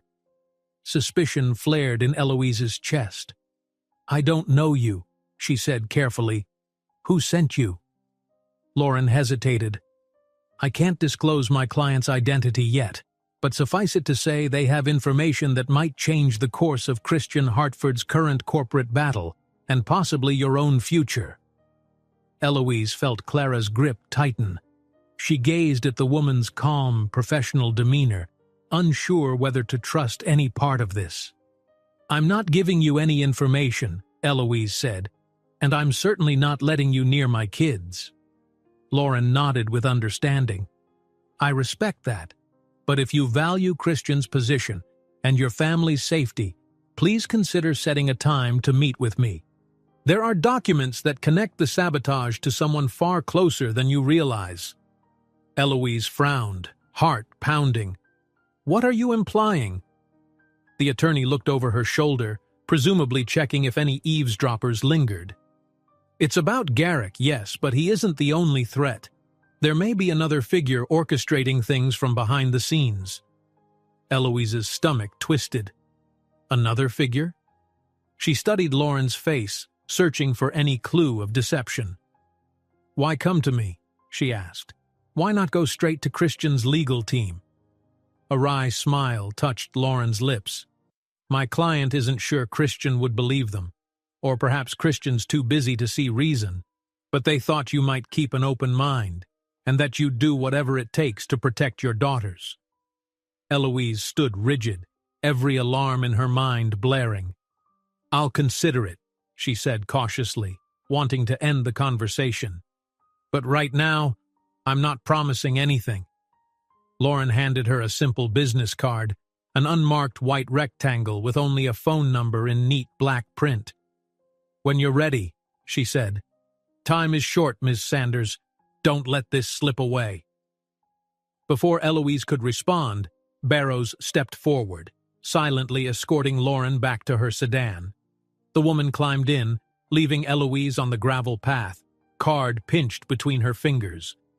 Clara and Celeste, sensing their mother's unease, huddled closer. Eloise swallowed hard. Another threat? Another puppet master behind Garrick's grab for power? Her gaze strayed to the house where Christian's absence loomed like a silent question mark. Should she call him now? Wait until he returned? She glanced down at Clara and Celeste, brown-eyed innocents gazing up at her. "Mommy?" Clara asked, voice trembling. "Is something wrong?" Eloise forced a reassuring smile, kneeling to wrap them both in a hug. "No, sweethearts," she whispered, though anxiety pulsed beneath her words. "We're okay. Let's go back inside, all right?" As they walked in, Eloise's thoughts churned. Lauren's cryptic visit threatened to upend the fragile calm. If this anonymous client held crucial evidence, Christian might need it desperately. But could it be a trap? One thing was certain. The corporate war was more twisted than even Christian realized. And if the attorney's warning was true, the real puppeteer might soon cast a net so tight that not even Christian's wealth or power could protect them. Eloise couldn't stop staring at the unmarked business card in her hand. The white rectangle felt weighty despite its simplicity, as though Lauren Matthews's cryptic words had embedded themselves into the paper. She stood in the foyer of the safe house, the twins' soft chatter drifting in from the living room where a cartoon played on low volume. She moved toward the kitchen, eyes glazed with a million swirling thoughts. The attorney's warning echoed, "There may be another figure orchestrating things." If it were true, Christian's entire strategy, focusing solely on Garrick, might be missing the real danger. But who else would want to sabotage Hartford Corporation, and why approach Eloise instead of Christian himself? Barrows appeared, clearing his throat. "Ms. Sanders, are you all right?" His calm, authoritative tone pulled her back to the present. She tucked the card into her pocket, pressing trembling fingers against the fabric. "I'm fine," she managed. "Just surprised." "Did you check that woman's credentials?" Barrows nodded once, a small furrow in his brow. "She's a legitimate attorney, from what I could gather. There's no sign she's affiliated with Garrick's circle, but beyond that, I don't have much. Do you want me to inform Mr. Hartford?" Eloise hesitated, gazing through the window. The sun was still high, hours of day left before Christian would return. She disliked the idea of rattling him further, especially if this turned out to be a false lead. Yet an uncomfortable sense of urgency gnawed at her. "Let me think about it," she said at last. "I'll tell Christian tonight." Barrows accepted that without protest, turning away to resume his watch. Eloise exhaled, wishing for a moment she could slip back into her old anonymity. But that was gone the instant she'd stepped back into Christian's orbit. The afternoon wore on. Eloise tried to occupy her mind with the children, helping them color pages, stacking building blocks, and reading stories about friendly dragons. She found fleeting relief in their giggles and bright-eyed wonder, yet her thoughts returned again and again to the attorney's cryptic visit. Around 5 o'clock, Celeste started yawning. Eloise carried her upstairs for a short nap, while Clara insisted on staying awake. "I'm not tired," she declared, though her own eyelids drooped. Eloise settled her with a quiet game in the living room, checking her phone to see if Christian had messaged. Still nothing. She was about to call him when Barrows's subdued voice came through from the entry hall. "Mr. Hartford, good evening." Relief coursed through Eloise, and she rose to greet Christian. He stepped in, shoulders stiff, tie loosened. Immediately, his eyes sought Eloise, something like weariness and relief mingling in his gaze. "How did it go?" she asked, guiding him into the living room. Clara looked up, a bright smile spreading on her face at the sight of her father. Christian sank onto the couch, letting Clara crawl onto his lap. He held her gently, brushing a hand over her hair. They postponed the vote until tomorrow morning. I have that long to find concrete evidence tying Garrick to the leaks. If I fail? He trailed off, tension pulling at his features. Eloise perched on the arm of the couch. I'm sorry you have to deal with this, she said softly. But maybe there's another way. I had a visitor today. Christian's brow furrowed. A visitor? Here? She nodded. An attorney named Lauren Matthews. She claimed to represent someone with inside knowledge of the sabotage. Said there might be a bigger threat behind Garrick, controlling everything. Christian's hand stilled on Clara's back. The child looked up at him with curious eyes, but he forced a small smile for her sake. Clara, sweetie, why don't you see if Barrows has that new coloring set? He suggested gently. I'll be there in just a minute. Clara nodded, sliding off his lap and dashed toward the hallway in search of Barrows. When she was gone, Christian's voice hardened. Tell me everything. Eloise detailed the brief conversation, Lauren's cryptic hints, the mention of someone far closer than you realize. Christian listened intently, his posture taut. By the end, he let out a frustrated breath. Why approach you instead of me? That's suspicious. That's what I thought, Eloise replied. She claimed her client didn't think you'd believe them, or that you might be too wrapped up in the Garrick standoff to listen. She gave me this. She pulled the white card from her pocket, handing it over. Christian read the phone number in silence. You didn't call it? Not yet. I wasn't sure what to do. I didn't want to trouble you unless I felt it was legitimate. He nodded, turning the card over in his fingers. Given how desperate I am for any edge, a second saboteur is the last thing I need. But if it's true, that changes everything. His gaze flicked up. We have less than 18 hours before the board convenes again. If we're chasing ghosts, it'll only waste precious time. Eloise felt her heart twist. I know, but maybe it's real. And if it is, ignoring it might cost you the CEO seat. Christian stared at the card a moment longer, then pulled out his phone. Fine. Let's see if this woman is still willing to talk. He tapped the number, put it on speaker. Rings droned. Eloise held her breath. Finally, a click. Lauren Matthews, came a calm voice. This is Christian Hartford, he said bluntly. Eloise told me you visited her. You have 1 minute to convince me you're not a fraud. Lauren's tone didn't waver. Mr. Hartford, I'm pleased you reached out. You're taking a risk calling me so openly. My client wishes to remain anonymous until we can secure an agreement of confidentiality. But they possess documents implicating a silent partner of Garrick's who stands to gain from your downfall. Christian's jaw tightened. Implicating how? Emails, text messages, instructions to funnel data to Garrick's shell companies. Enough to prove multiple people conspired to sabotage your leadership. My client wants a meeting, tonight if possible. Eloise gave him a wide-eyed look, silently urging caution. Christian hesitated, tension thick in the room.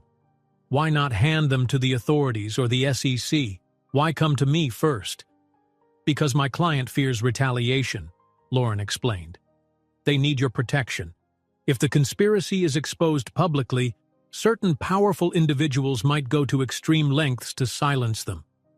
Christian rubbed his temples. You want me to protect this client from being targeted if they blow the whistle? Yes. In return, you'd get the evidence you need to quash Garrick's takeover and likely reveal a second conspirator. A charged silence fell. Eloise could practically hear Christian's mind racing. If this was true, it could be the silver bullet. But if it was a trap, Christian could walk into a blackmail scenario, or worse. He inhaled. Where and when? We propose a neutral public location, but discreet. Perhaps a private suite at the Orchid Hotel. 11 tonight. I'll text you the specifics if you agree. Christian glanced at Eloise. Concern flickered in her eyes. She shook her head slightly, whispering, dangerous. He nodded, acknowledging her fears, then spoke into the phone. "All right. I'll bring minimal security, just enough to ensure safety. But if this is a setup, Ms. Matthews, the consequences won't be pleasant." Lauren's voice remained even. "Understood. I'll send you the address. Please be punctual. Our window is tight, and tomorrow's board meeting looms. My client is risking everything by coming forward." She hung up. Christian dropped his phone to the couch cushion, exhaling shakily. Eloise's pulse hammered. "You're not seriously going to meet some mystery whistleblower in the middle of the night?" she asked. "I am," he replied grimly. "I don't have a choice. If there's even a shred of truth to a second saboteur, I need that evidence before morning." She stood, arms folded, worry etched into her features. "Then let me come. If they reached out to me, I might be useful." His eyes flashed with alarm. "No, it could be a trap, and I won't risk putting you in danger. Besides, you need to stay with the girls. If this goes wrong—" He trailed off. A bubble of frustration rose in her chest. She understood his reasoning, but the idea of him going alone felt equally terrifying. "Then promise me you'll have enough backup, that you won't walk into an ambush." Christian rose, placing a hand on her shoulder, gentle yet firm. "I promise. I'll coordinate with Barrows. We'll keep it low-key but safe." She swallowed hard, feeling the tension coil. "All right," she relented. Across the hall, Clara's voice called, "Daddy, did you find the new crayons yet?" The child's cheerful innocence sliced through the tension. Christian managed a brief, fond smile. "I'll be right there, sweetheart." Before he moved, Eloise caught his hand. "Christian," she whispered, her eyes soft. "Be careful. This means everything to you, I know, but Clara, Celeste, they need you no matter what." His expression flickered with emotion. "I know." He squeezed her hand. "I'll do whatever it takes to keep them safe and to keep this family from being torn apart." She let him go, watching as he went to join Clara. The last rays of afternoon sunlight streamed through the windows, painting the foyer in gold. Eloise closed her eyes, an uneasy sense of foreboding settling over her.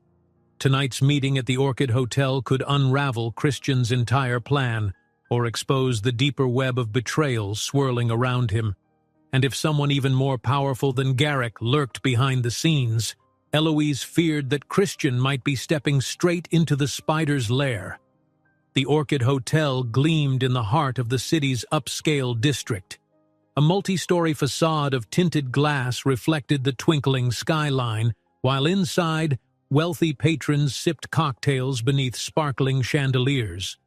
Christian arrived just before 11, accompanied only by Barrows and another trusted member of his security team.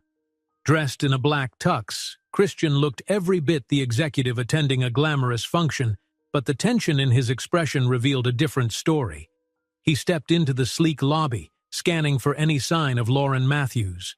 Near a gilded pillar stood a slender figure in a tailored blouse and pencil skirt, Lauren herself carrying a slim briefcase in one hand. Spotting Christian, she inclined her head, then led him to a private elevator without speaking a word. Barrows followed close behind, his posture alert. He and the second guard had already swept the perimeter, verifying no obvious ambushes awaited. Still, unease coiled in Christian's gut. If this meeting was a double cross, they were about to find out the hard way. Inside the elevator, Lauren finally broke the silence. "My client is waiting in suite 2103, she said in a calm tone. She glanced at Barrows. "I assume he'll remain in the hallway?" Barrows stiffened. "I don't like that arrangement," he said flatly. "Mr. Hartford shouldn't be alone with an unidentified whistleblower." Lauren's expression remained measured. "Your presence can be just outside the door. That was the condition. My client fears being exposed and too many people could make them bolt." Christian flicked a glance at Barrows, then nodded grudgingly. "Stay close. If anything goes wrong, I'll be through that door before they can blink," Barrows promised. A soft chime signaled their arrival. They emerged into a hushed, carpeted hallway lined with ornate sconces. Lauren led them to a door marked 2103, the gold numbers glinting under the discreet lighting. She turned the keycard, then slipped inside. Christian exchanged a quick look with Barrows. The security man's jaw was set, his eyes sending a clear warning to remain cautious. Christian exhaled and stepped through, leaving Barrows and the second guard outside. The suite was tastefully furnished.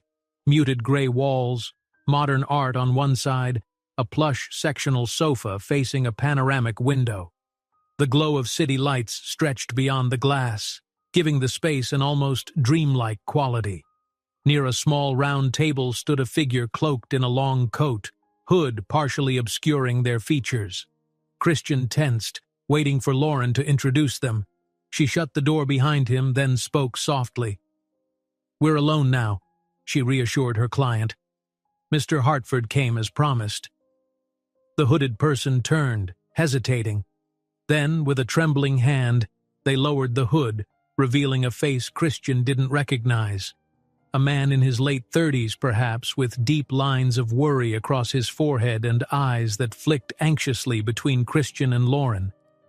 Christian stepped forward. "You said you have evidence linking Garrick and maybe someone else to corporate sabotage. I'm listening." The man swallowed hard, his voice shaky. "My name is Tom Ridley," he began. "I used to work for Garrick's private consulting firm. I discovered some emails that traced back to a bigger operation, a second player who was feeding him details about your company's vulnerabilities. They wanted you weakened, taken out.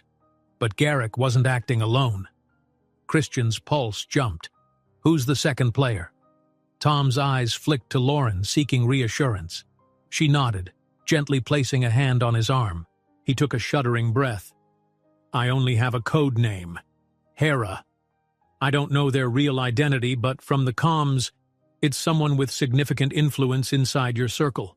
They referred to meeting with you socially in the past, as well as personal details." A swirl of alarm coursed through Christian. Personal details? Was this person from his social life, or someone once in his private orbit? "Do you have records?" he asked urgently. "Proof of these communications?" With shaking hands, Tom produced a USB drive from his coat pocket. "All the files I managed to copy before Garrick discovered me. He threatened me if I ever revealed anything. I fled, and Ms. Matthews helped me go off-grid, but I can't run forever." Christian took the drive, heart pounding. "We can decipher these code names, cross-reference IP addresses. If Hera is an insider, we'll find them. But why sabotage me? Why help Garrick?" Tom shook his head. "I'm not sure. Money, power, maybe old grudges. But the messages mention you, and your family." Christian's stomach sank. "My family," he repeated quietly. "What does it say?" Tom ran a hand through his hair, the strain evident. "That's why Ms. Matthews reached out to Ms. Sanders. Hera told Garrick there was a potential personal scandal if you reconnected with Eloise. They planned to use it at the right moment. I think Hera is the one who tipped Garrick off about your new family situation.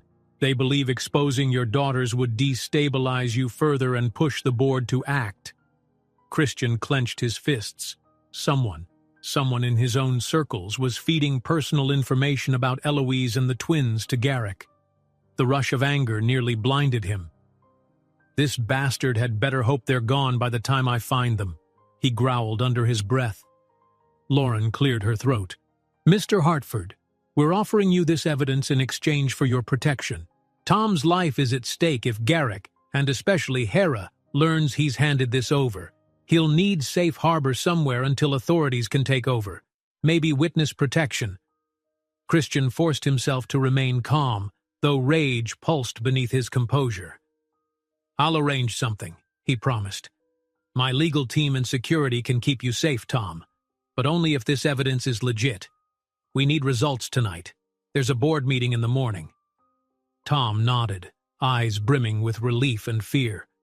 "I'll do whatever I can. Just don't let them kill me. A knot twisted in Christian's gut. He thought of Eloise and the twins, waiting in that safe house, trusting him to keep them out of harm's way. Now he discovered their privacy might have been breached by someone even closer than Garrick. "I'll keep you safe," he said, voice tense. "But we need to move now." Lauren and Tom exchanged glances. "Where will we go?" Lauren asked. Christian glanced at his phone. "We have a secondary property, another secure location, not as big as the main estate but discreet. Barrows will escort you. I'll send my IT specialists to crack the data on that USB drive immediately." Tom nodded, a tremor of hope flickering in his eyes. "Thank you. I'm sorry it took so long for me to come forward. I was terrified." Christian gave him a grim nod. "You're doing the right thing. Let's get moving before Garrick or Hera realizes something's off." They exited the suite with caution. Barrows stood poised, scanning the hallway. He gave Christian a brief nod, then motioned for the second guard to assist Lauren and Tom.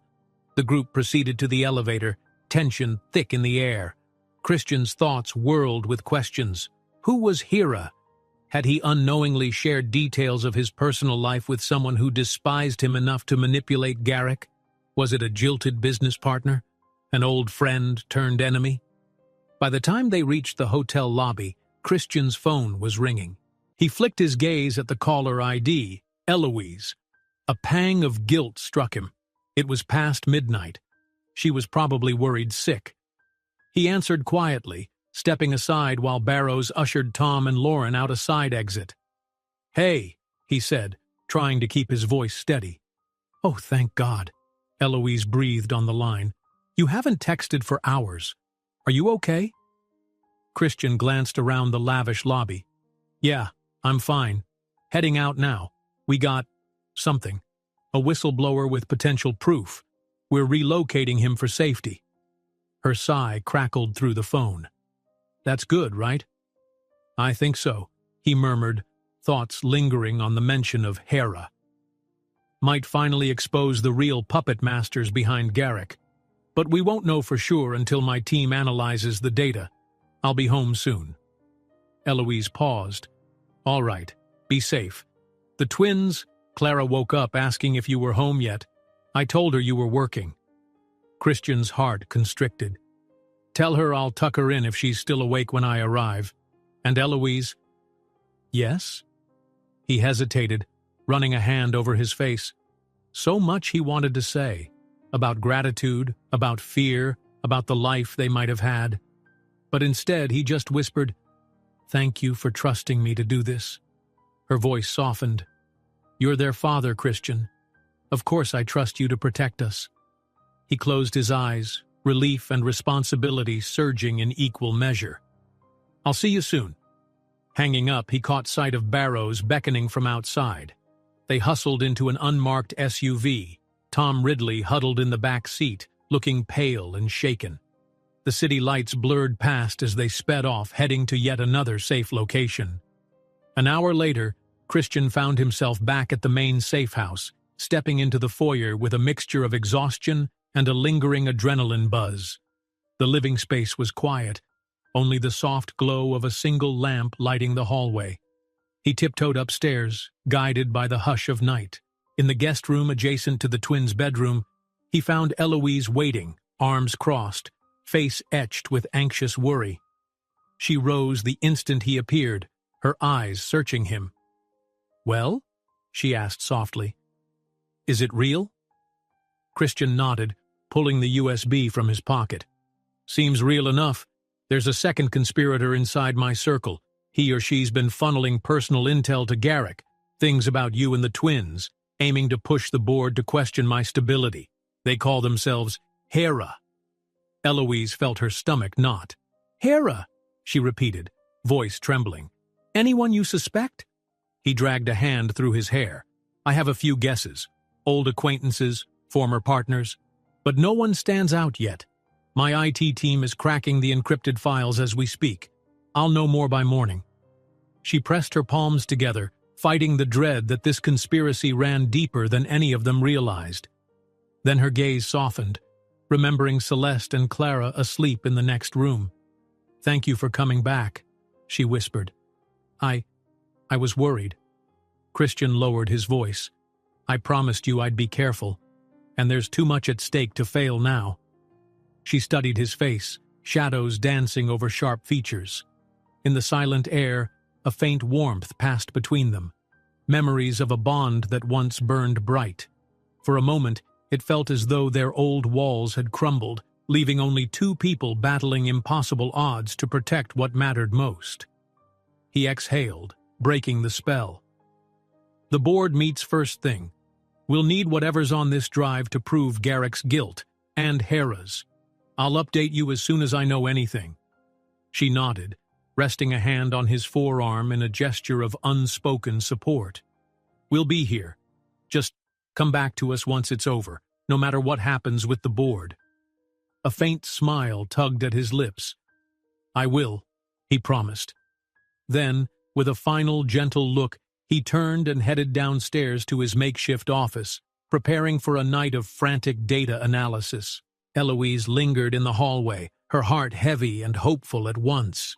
Beyond the closed door to the twins' bedroom, she heard a soft rustle. Clara or Celeste shifting in their sleep, blissfully unaware of the next day's high-stakes confrontation. "Please let this work," she whispered to no one in particular, closing her eyes as if in prayer. "Let him expose whoever's behind it, so we can finally live without fear." But in the hush of that grand house, she sensed the looming climax. Tomorrow either Christian would triumph, saving both his company and the fragile new family bond they'd reclaimed, or the hidden saboteurs would snatch it all away. Morning arrived with a tremor of anticipation that pulsed through every corridor of the safe house. Eloise woke to a hushed commotion downstairs, voices low but urgent, the rhythmic tapping of someone typing at high speed. Carefully, she disentangled herself from the twins, who still slept in childlike sprawl. The faint lines of early sunlight streamed across their peaceful faces, and for a moment, she wished she could freeze time. But today was the day, the board meeting, the final showdown. She eased out of bed, tiptoeing into the hallway. A swirl of tension tightened in her chest, reminiscent of the hours before some dire exam or a life-altering test. Downstairs, she found Christian hunched over a laptop at the dining table, an empty coffee cup by his side and dark smudges under his eyes. Barrows and a pair of suited security specialists stood nearby, scanning pages of data printed in tight columns. A table lamp cast harsh shadows on Christian's face, highlighting the strain etched into his features. He looked up at Eloise's soft footfalls and managed a weary half-smile. "Morning," he said, voice scratchy from lack of sleep. "We've been up all night cracking Ridley's files." She approached, noticing the lines of code and blocks of text on the screen. "Any luck?" Christian exhaled. "We decrypted a portion, enough to confirm Garrick's direct involvement. Emails, instructions, payments to the shell companies. But the big question is identifying Hera. The references are scrambled with layered encryption. My team says it could take hours more." Eloise bit her lip. "But you don't have hours. The board meets soon." He raked a hand through his hair, frustration flashing in his eyes. "Exactly. If we can't name the second conspirator, we'll at least expose Garrick. That might be enough to save my position. But I hate leaving a viper at large. Hera could keep sabotaging us or worse, come after the twins again." At that moment, footsteps sounded on the stairs. Clara emerged, rubbing her eyes, followed by Celeste still clutching her pastel blanket. They padded over, blinking curiously at the swirl of tension filling the room. Christian straightened, forcing a warm smile for his daughters. "Hey, Munchkins." "Why are you awake?" Clara asked, her small voice laced with concern. "It's so early." He crouched, brushing a hand over her hair. "Busy day, honey. I have a meeting to attend, but I'll be back soon. I promise." Celeste leaned against his shoulder, yawning. Christian's heart constricted. If the day went badly, he wasn't sure what back soon would look like. Eloise knelt beside him, exchanging a silent look that conveyed both reassurance and urgency. They shepherded the twins toward the living room sofa, switching on a gentle kids' channel. Then Christian rose, nodding to Barrows. "We should leave in half an hour." "Understood," Barrows replied. Eloise followed Christian into the foyer. He grabbed his suit jacket from a hook, then paused, studying her face. "I need you to stay here. Keep them safe. If something goes sideways at the meeting—" "It won't," she cut in, her voice steady despite the flicker of apprehension in her eyes. "You'll nail Garrick with the evidence you have. Even if you can't unmask Hera yet, the board will see Garrick for the traitor he is." He almost smiled. "That's the plan." Then, with surprising tenderness, he drew Eloise into a brief, one-armed hug. She leaned against him just for a moment, feeling the rapid thud of his heart through his shirt. They exchanged no words, but something passed between them, an unspoken vow to fight for their fragile family. When he pulled away, Eloise touched his arm. "We'll be waiting," she whispered. Christian nodded. Then, with determined strides, he and Barrows departed through the front door. Within minutes, the black SUV vanished down the private road, leaving Eloise to stand by the window, hands knotted together. In the reflection of the glass, she saw her own worry mirrored back at her. At Hartford Corporation's headquarters, Christian stepped off the elevator into a whirlwind of tension that dwarfed even the previous day's session. The corridor buzzed with whispered speculation, employees sensing that a pivotal shift was looming. As he approached the boardroom, he noticed Garrick across the way, surrounded by a knot of well-dressed supporters. The man caught Christian's eye and gave a smug, razor-thin smile. Inside, the board members took their seats around the sleek glass table. Wilton, the CFO, hovered close to Christian with a folder of freshly printed documents, those partial decrypts that exposed Garrick's complicity. Christian signaled him to sit, then turned his gaze to the entire assembly. "Ladies and gentlemen," began the board chair, a sober-looking woman named Marley, "we reconvene to address the motion regarding Mr. Hartford's leadership. In fairness, Mr. Hartford was granted a 24-hour period to produce evidence. Let's begin there." Christian stood, distributing the relevant pages. "As promised, here is the proof of sabotage. Financial transactions, leaked company data, all traced to Garrick's associates and shell accounts. These logs cross-reference perfectly with the times of our internal leaks, showing he orchestrated the entire fiasco." The board pored over the documents, uneasy murmurs filling the silence. Garrick's expression tightened, though he forced a sneer. "I see a handful of suspicious transactions," he said, voice cool. "But you've hardly proven I authorized them. You can't tie me directly to every corporate move. Maybe these accounts belong to an overzealous associate." Christian exhaled slowly. "My investigators also found email threads from Ridley, one of your former employees, who states you threatened him if he didn't comply. He turned whistleblower last night." A flicker of alarm crossed Garrick's face, quickly masked. He gestured dismissively. "A disgruntled ex-consultant can claim anything. Forged emails are easy to produce." Marley raised a hand, silencing the argument. "We need an impartial analysis. If these documents hold up, it's highly incriminating. Yet Mr. Garrick is correct that authenticity must be confirmed." She gave Christian an apologetic nod. "Our legal counsel will handle verification.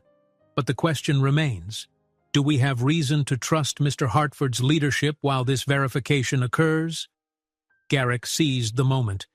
Even if some rogue subordinate tried to sabotage Hartford, Mr. Hartford's distractions remain. Rumors swirl that he's dealing with personal complications, hidden relationships, things that hamper his focus. The board must consider whether we want a CEO burdened by such issues. An undercurrent of tension rippled. Christian's jaw clenched. So Garrick's playing the family card anyway, he thought grimly, even without total proof.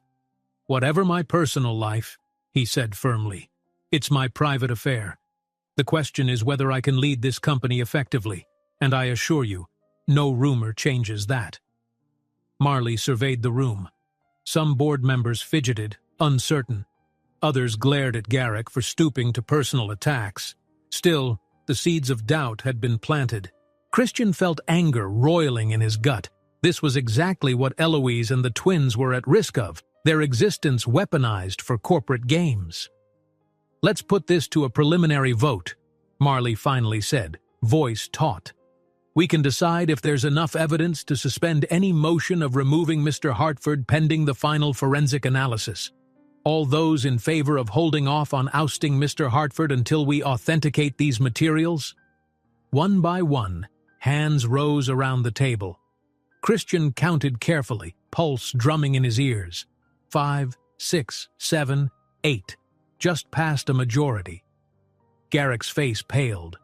"So the motion to immediately remove Mr. Hartford fails," Marley declared, giving Christian a nod. "We will reconvene in 72 hours after legal and forensics complete their review. If these documents are genuine, Mr. Garrick, you will face serious inquiries." A hush followed. Christian felt relief flood him. He'd bought more time, possibly enough to fully unmask Garrick's web and to track down the elusive Hera. But the victory tasted bittersweet. Garrick's mention of Christian's personal life hung in the air like a threat. Garrick, lips pressed thin, rose abruptly. "Then we adjourn," he said, cold fury blazing in his eyes. He stalked out, not bothering with pleasantries. Several board members exchanged uneasy glances, then filed out in tense clusters. Wilton slumped in his chair, letting out a shaky breath. "We did it," he murmured. "They're giving you more time." Christian nodded, shoulders taut with lingering adrenaline. "Yes, but Garrick won't go quietly. We need to finalize the rest of Ridley's data as soon as possible. Then maybe we can identify Hera and close this down for good." He paused. "Good work, Wilton. Thank you." The CFO managed a thin smile. "Anything for the company, sir, and for you." While Christian navigated the corporate battlefield, Eloise did her best to maintain a semblance of normalcy at the safe house. The twins ate a late breakfast of cereal, then engaged in a short lesson Eloise improvised to keep their minds active. Though the environment was far from ideal, she wanted them to continue learning, especially while missing preschool. The sun climbed high, and from her vantage by a window, Eloise could see the perimeter guards patrolling quietly. She imagined Christian presenting his evidence, facing off against Garrick and that unknown saboteur who called themselves Hera.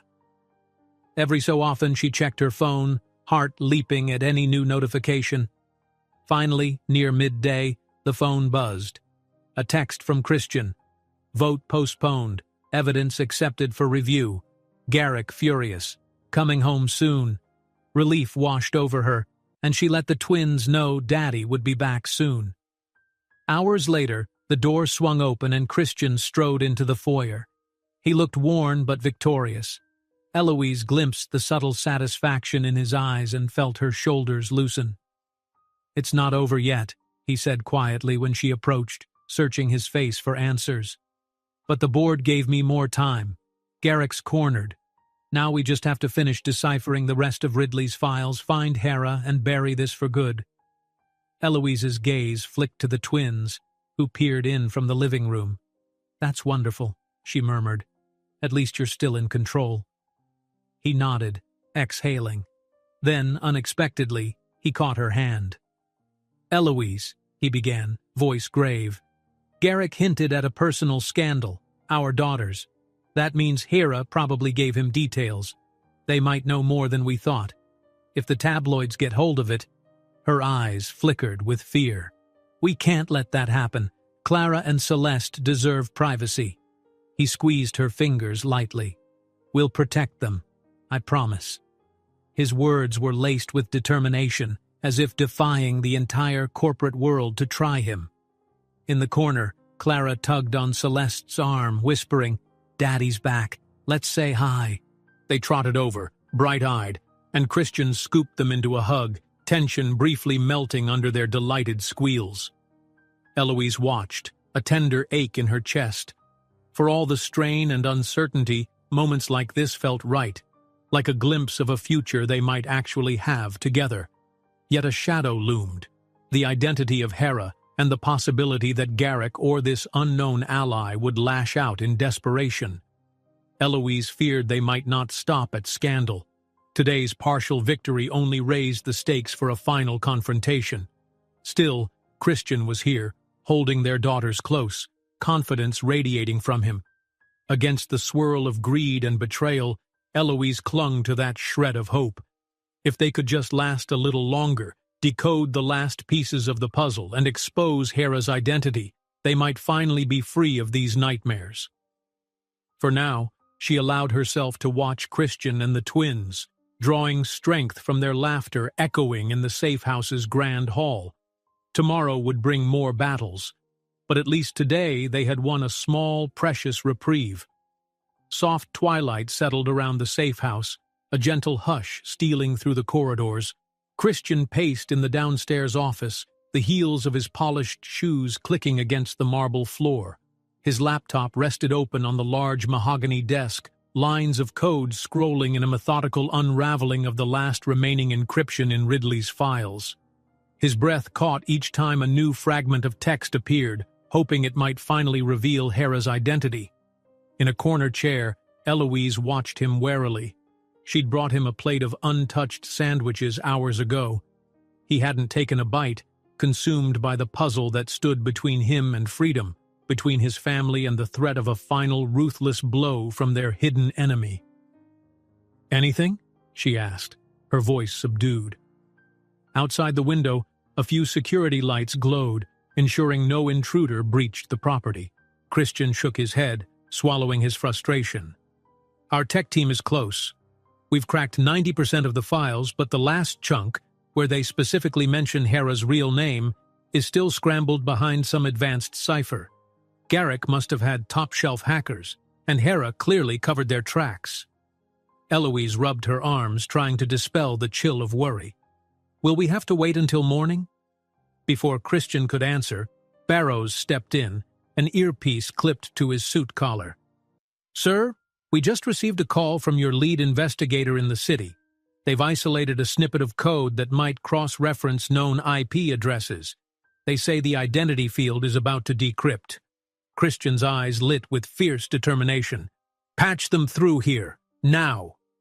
Within moments, the laptop screen split into a secure video feed. A bespectacled man in an unassuming office popped into view. "Mr. Hartford," the investigator said, voice tight with excitement. "We've done it. We found a match.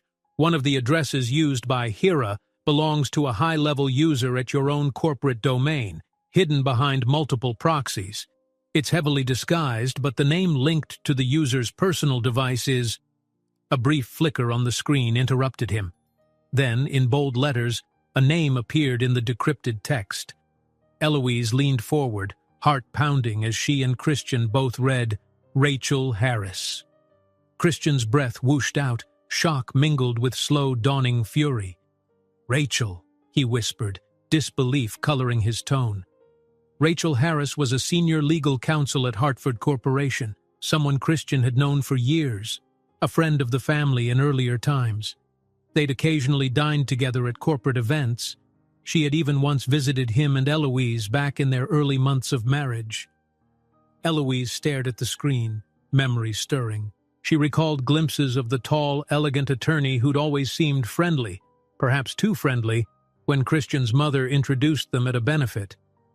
"She always seemed so supportive," Eloise murmured. "Why would she betray you?" The investigator's voice crackled again. "We cross-referenced the communications, and it appears Ms. Harris had heavy dealings with Garrick.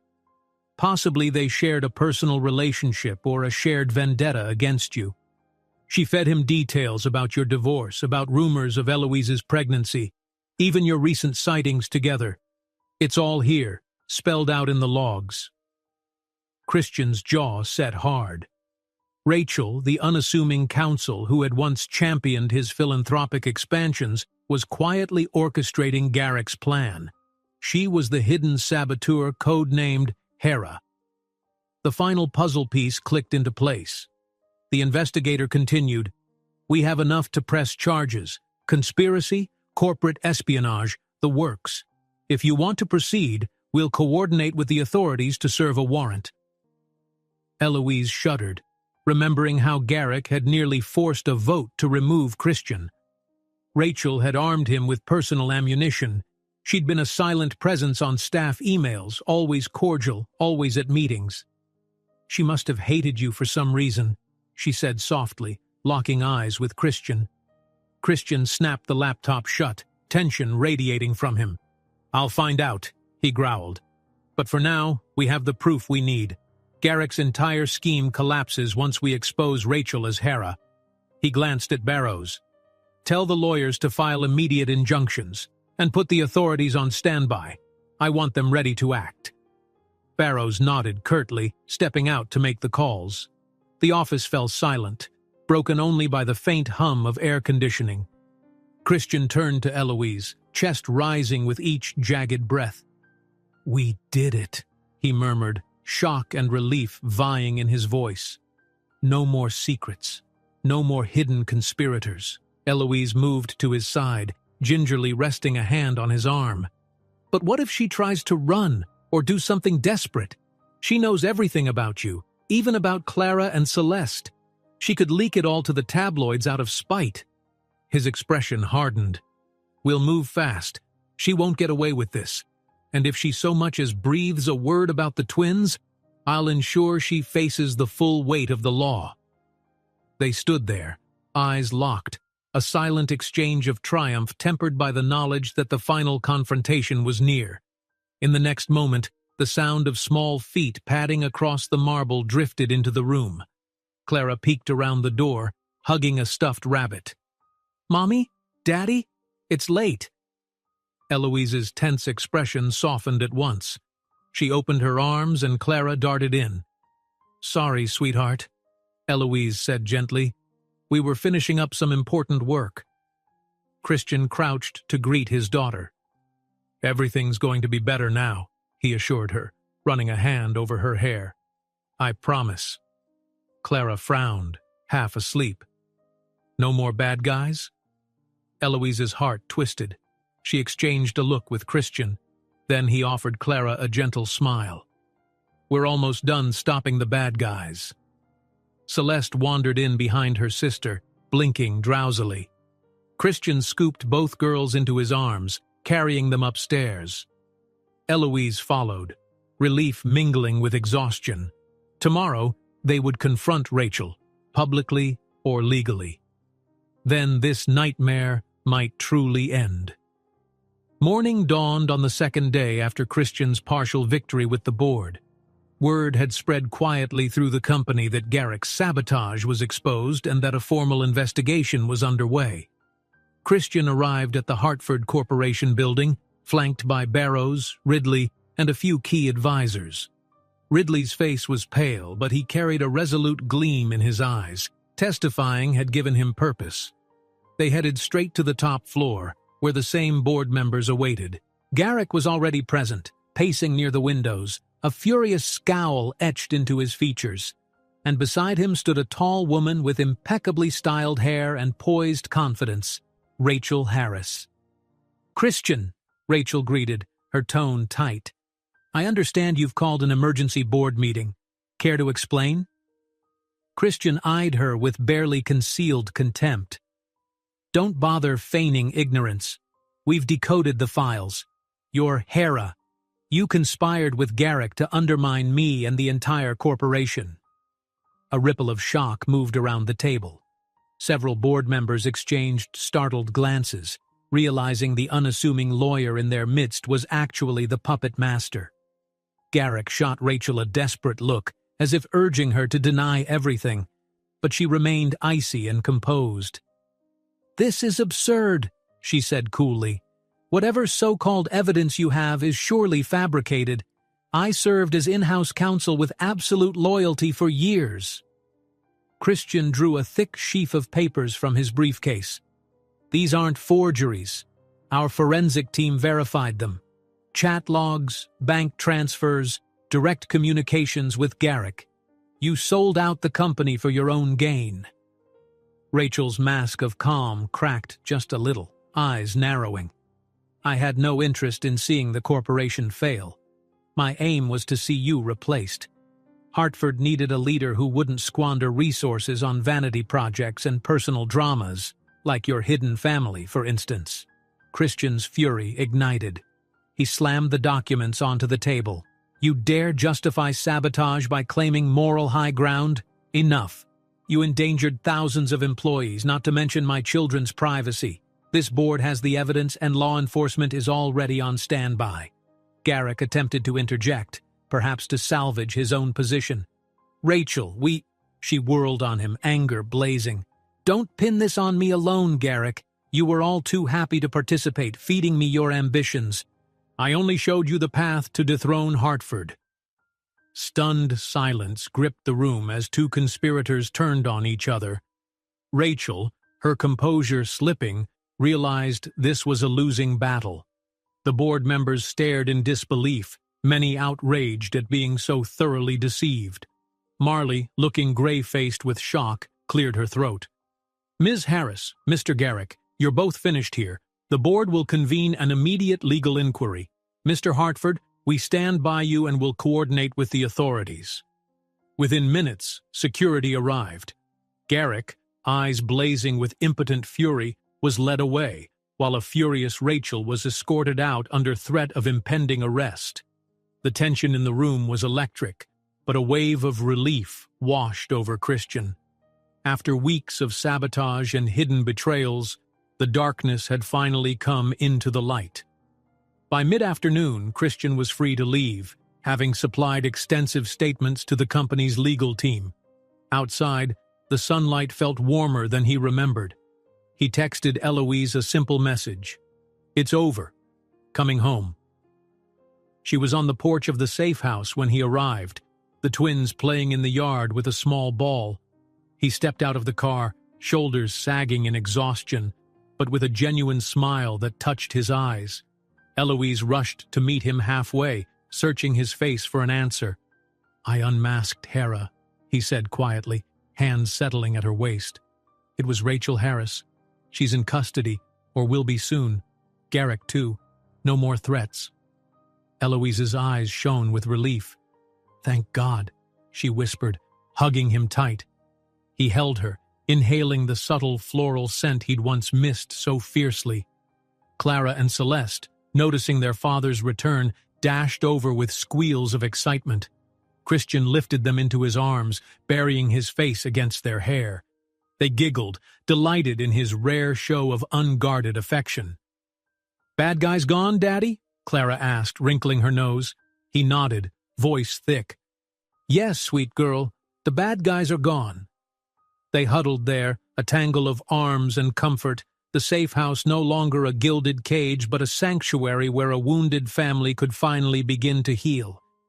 Somewhere reporters would eventually sniff out the story, but for now they had a precious reprieve. Christian was still CEO, Garrick and Rachel faced justice, and the intangible promise of normalcy beckoned. In the late afternoon sun, Eloise glanced at Christian, tears threatening to well. "What happens next?" she asked softly, pressing a palm over Clara's back. He brushed a stray strand of hair from her face. "Next," he repeated, voice brimming with quiet determination. "We rebuild our lives together. No more secrets, no more fear." The twins giggled, squirming to show him their latest silly dance move. Eloise caught Christian's eye, and they shared a smile, a fragile, hopeful one. The nightmares of sabotage and betrayal might still cast faint shadows, but at last they stood together, a family forging ahead. And with that final promise, the safe house's grand doors closed behind them as they stepped into the golden dusk, leaving behind a world of corporate treachery to embrace a future shaped by love, trust, and the unwavering bond of a father determined never again to fail the ones he cherished most. If you enjoyed this story, don't miss the next one. Just click on the screen